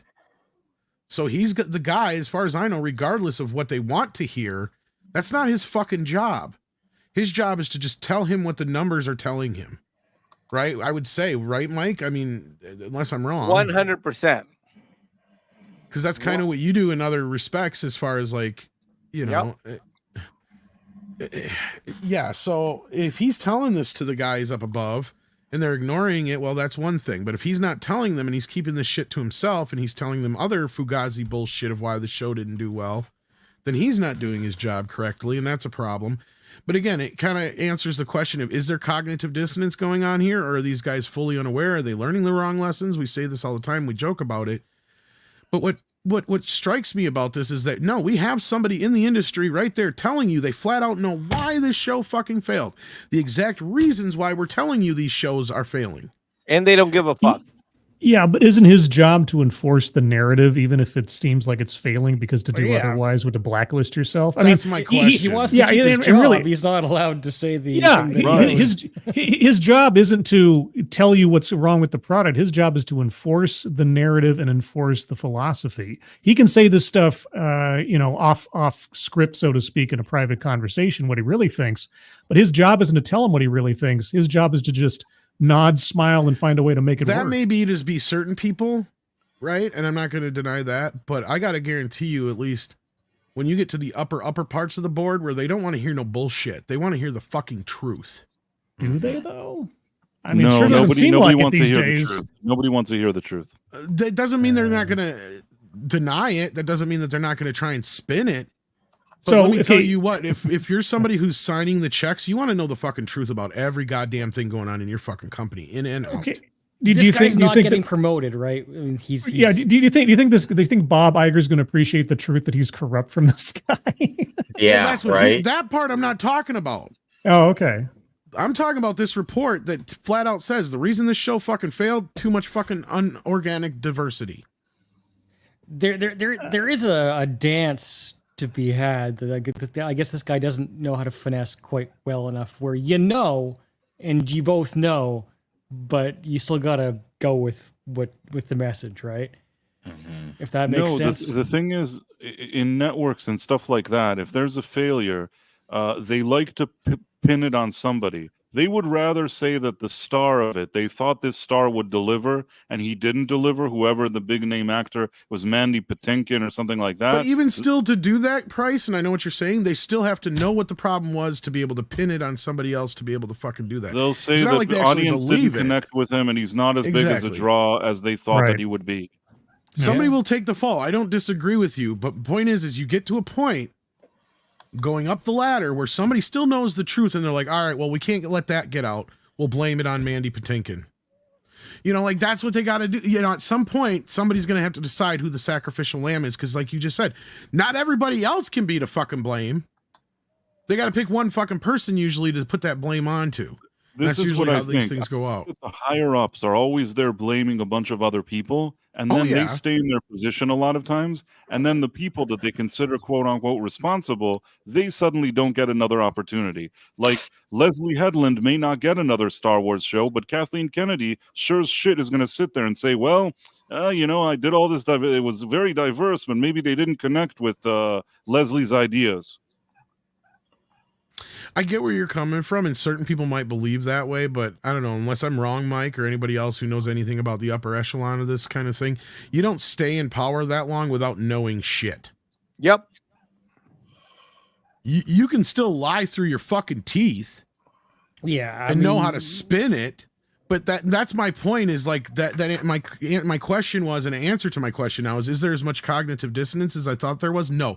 These fuckers know that there's a problem, but because of the reasons, whether it's you get more diversity points here, you get more investment money out of Look, the BlackRock. CEO Bob Iger and the board whatever are the on fuck board reason with is. this agenda, so everybody else steps in line. Exactly. Whatever the I'm reason with you is, on they this still one. fall in line with that, but they're still well aware of what the fucking problem is, Of as we've been course, saying for so it can't long. be that there's nobody with half a brain there that understands this. Somebody must understand it there. But even if somebody like this guy, this whatever, I can't remember, Dave, whatever his name is, even if he understands it, I really think that if he talks about it at Disney, he does it very, very quietly. I don't think he comes up to like much higher executives and starts blaming the Oh, no. diversity. I really don't think so. Oh, does no, that's not how the way you anybody tell the handle it. emperor he has no clothes? I mean, No. no. No, what you do have here though is other wrinkles, right? Like to me, what I'm getting at is they know what they're doing, and there's reasons why they're doing it that we're not even taking into consideration yet. There's another case that's going on right now that's semi-unrelated but related to this, and it's going on with, I believe, the Acolyte, like Forbes, I think it was, that did this report where they're reporting that women were underpaid on the Acolyte. That would be hilarious. Here's the funny thing. That's not the story as far as I'm concerned here. And I want to hear like Mike's reaction and maybe your reaction on this, Scribe, from the, all the TEDx stuff and everything that you hear. Because my theory now is that one of the reasons they might be behind a lot of this diversity stuff is that, yeah, it is cheaper to hire people of, and I hate putting it this way, people of color and non-white men. Did you ever stop to think of that? It's cheaper to hire people who aren't as well established when your first consideration is their aesthetic. That's the thing. I mean, I don't have to pay this actor as much as this Academy Award winner because this Academy. Who's coming up through the universities right now? I listened to that talk you guys had on Mr. H. Look, you know what I'm talking about. Gap, the entire pay gap discussion is fucking stupid and retarded and doesn't exist. There is no fucking pay gap. What there is that there are people that work over. If you actually adjust for the number of hours that men work, whatever that fucking job is, I'm not even bringing in riskier jobs or higher. The women don't want to do hard, risk-oriented jobs. They just fucking don't. You're not going to see women out there fucking making like $500,000 a year doing drywall or HVAC. Or concrete. Right. But that's not the part of the argument I'm talking about. You never see a female Uber driver. Hold on. Ever. And the truth of the matter is that in Hollywood, women, I did accounting there for 9 fucking years. I have all kinds of different productions, TV and film for post-production accounting. You know what? The guys always work fucking harder than all the fucking women. Always. They pulled all-nighters. They did more blow to pull all-nighters. And they fucking got it done, whatever the fuck it was. No, and I agree with that part, Mike, and I even made that point. But I also came around the other side of it going, wait a minute, though, if it's cheaper to hire all these other people, and I kind of got to thank your Mexican brethren for making me think of this way. It's like, wait a minute, that makes fucking sense. Because none of these people either A, know their worth, or B, know they're working for lesser than what the other people would work for. So, of course, the companies are going to hire them and get cheaper labor that way. I don't think that that's not too far-fetched of an idea. That's not too far-fetched an idea, but it's a secondary idea. It is. But it's another incentive to do this DEI shit. That's my point. Right. Let's get some minorities in here. Let's get the Mexican to cut the grass because the white people will fucking charge too fucking much. Exactly. Right. Let's get the Mexicans in here to fucking cut up this post-production for this shitty ass fucking Marvels movie. And you know, they're not going to charge us as much as the crackers actually know how to get shit done.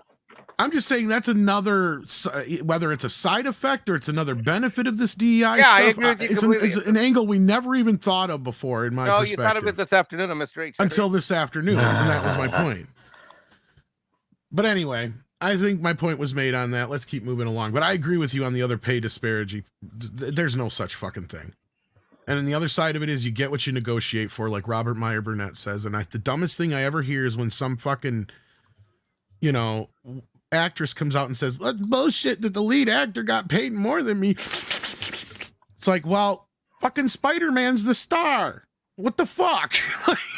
Yeah. Most of the time, the lead actor is going to get the most money out of the entire cast. Every now and then there's some exceptions. I'm sure. Well, like if you have if you have like a rock star name who's bigger than the lead name, I could see stuff like that. Let's put it this way. Like, I'm sure Robert Downey Jr. probably made more money than Tom Holland did for his small part in Absolutely. Spider-Man: Homecoming because he's Robert women Downey have done Jr. the same thing. Yeah. There's times that people totally ignore that. They completely, I'll give you a great example.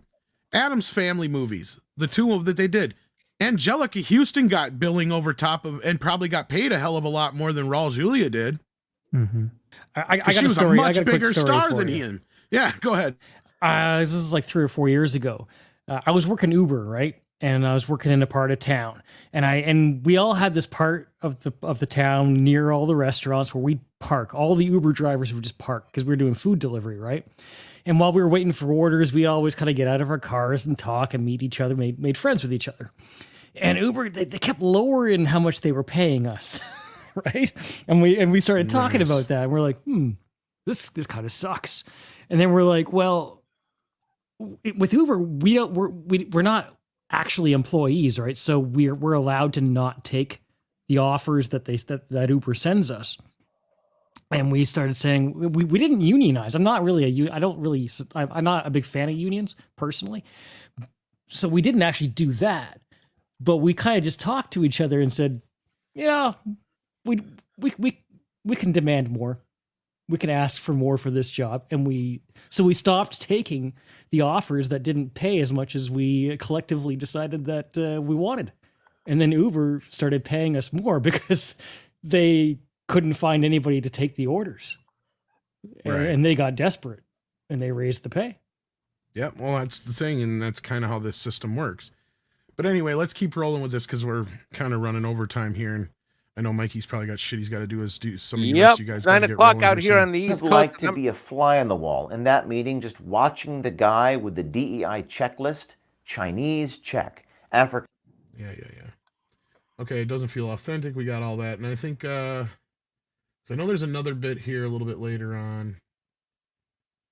Okay, well, that's Elon crap. Skip all the Elon crap. Yeah. I think it's past his other. I think it's at the 19-minute mark, the Iger shit. I believe you're right. Somewhere around there. Just want to make sure. Okay, we got that. They're really milking those interviews, aren't they? Well, and here's the thing, and this is what goes to what I was saying the other day. We got to keep into consideration. This one, I think we even have less footage out of than the first one. So really, out of this one date, out of probably like a 2-hour date, roughly, she got maybe 10 minutes of footage out of it, if that. Hour and a half. Okay, so then there's this little bit about the Haitian Hispanic lady who left. And again, that could be on her own accord, whether or not that was true. I don't really see that because, as we just saw from the board of directors, they're pretty. If you're not a black dude, that's the only thing, the way you're not going to get up in there. Probably, maybe Indian, like this guy seems to be, or whatever. But I like, again, people don't wear their fucking religion on their face, so how the fuck do you know if they're Jewish or not? Like we were just saying before, like that's ridiculous. So more of that stuff. So yeah, I think you're right. Here it is. Okay, here's the Disney's Bob Iger CEO stuff. Bob Iger. Do you think Bob Iger is corrupt? Now, yes. Now he just wants to stay in power. He came with a 2-year promise. In 2 years, I'll turn the company around and I'll get you a new CEO. He said that 2026. He got rid of a few people who were like, who could have been against him. He got rid of her. Like one CFO, Christine McCarthy. She was CFO of Disney. He got rid of her. That's why I felt like, okay, I see this. Like he's removing any potential threat. She could have been CEO. Yes, you heard that right. He, like many, believe Bob Iger is corrupt. And if you look at the recent filings of Disney shareholder Nelson Peltz, it seems others carry the same sentiment. Do you think Bob Iger is corrupt? Now, yes. Why does Dave Mocker think that Bob Iger is corrupt? Is it because of his hiring practices, his insistence on pushing bizarre sexual and racial content on young kids, or how he uses his power and influence for political fundraising for far-left causes and leftist politicians? Who knows? One thing we know for sure, under Bob Iger's leadership, Disney, a once stellar and safe family brand, continues to rapidly circle the drain. Maybe Iger should spend more time on Disney's balance sheet and Yeah, this is just him loss now, statement. just editorializing, I think, for Just the rest of the babbling. Yeah, I mean, the last part kind of just trails off. nothing Yeah, okay, personal. so- And if you like this O'Keefe guy, it's perfectly fine. And yeah, listen, I don't care one way or the other about him. That's not my point. I mean, what I'm saying is that there's certainly things that I think about Disney, whether things that I've seen, even in real life, or things that through everything we discuss. And there's certain things that I have, and I obviously would love it if there's whistleblowers and people speaking and things like that. This thing of the dudes on the dates being squeezed, like to say certain things like this, it's not the best investigation I've ever seen. These two guys that they chose, in my opinion, these aren't like the creme de la creme. I'm not saying that there's creme de la creme at Disney, but for lack of a better word for it, these seem like two miserable jerk-offs. Maybe there's a lot of miserable jerk-offs at Disney. I'm not really impressed with these guys. And I feel like, this guy is trying to make this O'Keefe guy a much bigger meal of what he has in his hands than he does. Still, I'll give you, Tom, that maybe we learn a little bit about their company culture. It is an interesting glimpse on a few occasions. But for the most part, there's more like jerk off here than something concrete that I can hold on to. That's my personal opinion. I mean, we're not really getting anything that I would say is new information per se. There's a few little nuggets. A lot of it is confirmation more than anything. And I know, Scribe, you were bringing up some things here in the background. Oh, kind well, of I on just the point from before too, and I was Yeah. curious if you wanted to bring that up now. But yeah, go ahead. Oh no, it's fine. I was going to say is that all of this is anecdotal evidence. What we need is an actual whistleblower that brings some receipts, because yes, all this stuff can be dismissed as sour grapes, Which we These might get guys- because people are reaching out to him. Well, and I that's know- that's the one thing that I'm hopeful for here, is because the one thing that's always lacking in all these stories about DEI stuff, they always kind of sugarcoat it with all this flowery language and da. What you need is actual documentation of hiring practices or promotional practices that are demonstrably illegal, not just unethical, not just something somebody can say, oh, that's unfair, but something that's actually actionable. Because making it look bad, you can get past that pretty quick. So You if guys- this, go ahead. Right. I was gonna say, you guys got all of that with a whistleblower back from 2017. Her husband suddenly and mysteriously committed suicide. She went to the SEC, which never did an investigation, and her life was wrecked and ruined. And she ended up settling for something out of court after her entire life had been turned upside down after 5.5 years of being a whistleblower, with receipts, with documents, with financial reports. At Disney? Yeah, at Disney. Oh, I didn't know the story. Yeah, at Disney. So if any of you are thinking that anyone else like that is going to come forward in any way, shape, or form, other than be confidential, you're smoking crack rock, and this is about as good as you're going to get, because there's a culture at Disney that is like Boeing. Okay, it's like that kind of shit. It is. I got a client. I got a friend of mine who used to be a client that now works at Disney in Burbank. He is so terrified that when we have had lunch, we've done it 5 miles away from fucking Burbank. And now he doesn't even talk to me anymore because of all my YouTube appearances. He doesn't want to be seen with me. He's in the accounting group. Well, screw that guy. He's a longtime friend of mine, but I'm just saying he lives his life. Oh, sorry. I mean that in a good way. No, and I was gonna back Mike up there a little bit on the whole stuff from before about the leaker a little bit, but Sadie's barking at somebody out here who's letting their dog poop.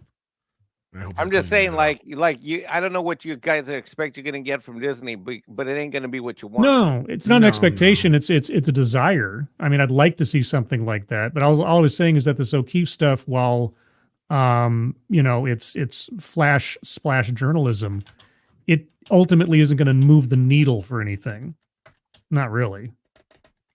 Except for maybe to encourage more people to come out and speak out, which may or may not happen to an extent that actually makes a difference either. But, hot time will tell. Yeah. What the hell shirt are you wearing there, Nick? Holy shit. What the? Only you could pull that off. Man, that's louder than a Metallica concert. Oh, yeah, brother. SFX, God knows how many other saber-tooth raptor for $2. The Great Sage Mexican Iron Man. Well, hello. Yes, indeed. That was for you. Yes, thank you. Member for 11 months, SXHBK. Will Disney ever be Disney again anytime soon? No. I don't understand how they could go off the rails so badly for so long and not course correct. They won't. Give up. That's what I say. SFX Saber-Tooth Raptor for $5. The only Disney Star Wars action figures that might have some worth. Rough one. Few characters to be clear. Otherwise, no worth in the Disney Star Wars figures. That's what I think. Yeah, not anymore. And Tommy Reviews. Go ahead. Funny how you guys, says Tommy Reviews for $5, how you guys brought up Netflix. I recently rewatched the DreamWorks reboot of Voltron. They made Shiro gay, but didn't beat you all with it all. Well, and there's ways of doing it depending on what level the entertainment is set for, too. I mean, if it's an adult show, that's one thing, too. And if it's a pre-established character, it's how it's handled. And then Sabertooth Raptor sends in another 5 and says, WDW Pro's super chat earlier was referring to Snow White and Seven Dwarfs. I'd rather watch Mexican Iron Man in 27 SF than Snow's live action. I don't know what SF is. Square feet? No. To Snow White and the Seven Dwarfs. I'd rather watch Mexican Iron Man in 27 Smurfs. Oh, maybe that's what it means. Why would I be with Smurfs? What is this Smurf? I don't know. Lately, they're trying to get you with Smurfs. I don't get it. I don't even care about Smurfs. Me and my monkey has been become a member. Thank you so much. Let's see what level, because you get a video for that real quick. You can go ahead and do the next super chat while I'm looking for that if you want. Stark of Iron, who's been a member for 5 months. Hail everyone from my lunch break. Well, hello for your lunch break. And just remember that when you're on lunch break, Mexican Iron Man wants to remind everybody here that you can have the power of one, the power of two, the power of many corn tortillas. That's called supper. Jason Webster says, how is this for a title of Bob Iger's next book? How to fail with business while trying to succeed. It would fall directly into the bargain bin. Well, that or maybe it actually will sell. Boy, did his last book not age well. Connor Dorian sends in 10. How you doing? Says the upcoming Lanterns TV series, the It prequels TV series, Welcome to Derry, and the Harry Potter TV series will all be HBO originals instead of Max originals. In other words, they will be HBO quality. Well, I don't know about the latter part, but this was almost the story for today until this video dropped, and the Paramount news just kind of got pushed off the table because I knew this was going to dominate. But yeah, this is kind of an interesting move, though. This shows that Warner Brothers might be learning that they shouldn't be spending all this money on shows just for streaming and stuff like Script Doctor and Paul and I and others have talked about before, where if you actually produce these shows for a network first, then send them to streaming, it makes more sense because there's more fiscal value in them, because then you can use the money from other places and makes more sense. So this might be a sign that at least HBO or / Warner Brothers is learning that, yeah, it's dumb to spend all this money on shows that are going to go straight to streaming and streaming only. And that the HBO brand shouldn't be just like discarded. Yeah, that too. Then Batman says the current state Disney reminds me of fall of the Soviet Union. The entire top of the party would not admit the problems until it collapsed. See, and that's the thing, though. That's very probably astute. Like, they just won't admit it. I think they're well aware of them. They're just not going to admit it in public. Then Pilgrim Media sends in $2 and says, Mike, I made my own Anjo chili mole sauce. Oh my God, mole is my favorite sauce on Mole. the planet. It's Mole my sauce favorite. would be gross. No, mole. It's Yeah, there's a big difference between mole and mole. right. One involves insects, the other involves chocolate. Well, mole is like a rat. Right. This is mole, which would be chocolate. Big difference. In chilies. I like chocolate. Yeah. I'll make you mole sauce if you come visit. I don't know about chilies with it, though. That'd be interesting, I guess. That's the fun part. Chili and chocolate. Yum. Interesting. Yum, yum, yum, All yum, right. yum. I would definitely try that. And with that, we're caught up. Woohoo! And we'll cover some of the other stories probably tomorrow morning on the morning show. We're going to quickly run around the board here because I have to run for once. We got CC Karaoke. Check out his channel, Friday Night Karaoke's. We got Nick Weiser. Yeah. You got a show tonight or tomorrow? Anything you want to plug? Toxic Tuesday, Double Impact, one of the best John That's right. It's Tuesday. Holy shit. Yeah. Huge. And I have not got a chance to check it out. So, and I got this other thing I got to run to anyway. All good, man. But so check out Toxic Tuesday if you're not busy and you like that movie. Price, you got something coming up later or soon? At 11:45 p.m. Eastern, it's the Night Owl with myself and Dred Roberts. So after Toxic Tuesday, you should come hang out with us. All right. Sounds good. And Scribe, anything you want to plug? Yeah, I got Thursdays. I got my TED Excellence series where I take a look at TEDx and TED Talks of interesting subject matter. And also tomorrow, Wednesday, over on Doomcock's channel for Pop Culture Breakdown, I'll be on there. And we're going to talk about the Michael Keaton movie from 1982, I think, or 1984, something like that. Johnny Dangerously will be tomorrow's topic. Nice movie. I like that one. All right, Mikey, anything you got to plug? Are you going to be on Doomcock tomorrow night? Yeah, because he made me watch this horse shit. So I'm watching all of it. So, yeah, I haven't done my homework yet, but it'll be done by tomorrow night. Oh, I did mine. You did yours, Scribe? Oh, yeah, I watched the whole thing, made notes and everything. No, that's the movie of the week, the movie we love. That's the easy part. I'm talking Keeping Up with Doctor Who and The Acolyte, buddy. Oh, I'm in deep trouble then because I don't pay for either one of those. Well, then you just get to get out of the conversation. I Yeah, guess. you get to sit there and listen while I fucking blow a load of a rant tomorrow night. That's fine by me. Getting progressively more angry every week, every Wednesday night. I've gotten getting progressively more angry. Even though I'm not. I guess you live up to Doomcock's mantra of staying angry. Then. Yeah, but I'm not a YouTuber. All right. With Yeah, that, you are. I'll hopefully see you on the morning show. Take care of yourself, guys. Oh, you can head over and watch me on Daramuth stream. I'll send you over there with it. There you go. Take care of yourself, guys, and see you soon. Later. Bye. Bye. It's a combination of Dirty Dozen, Seven Samurai, and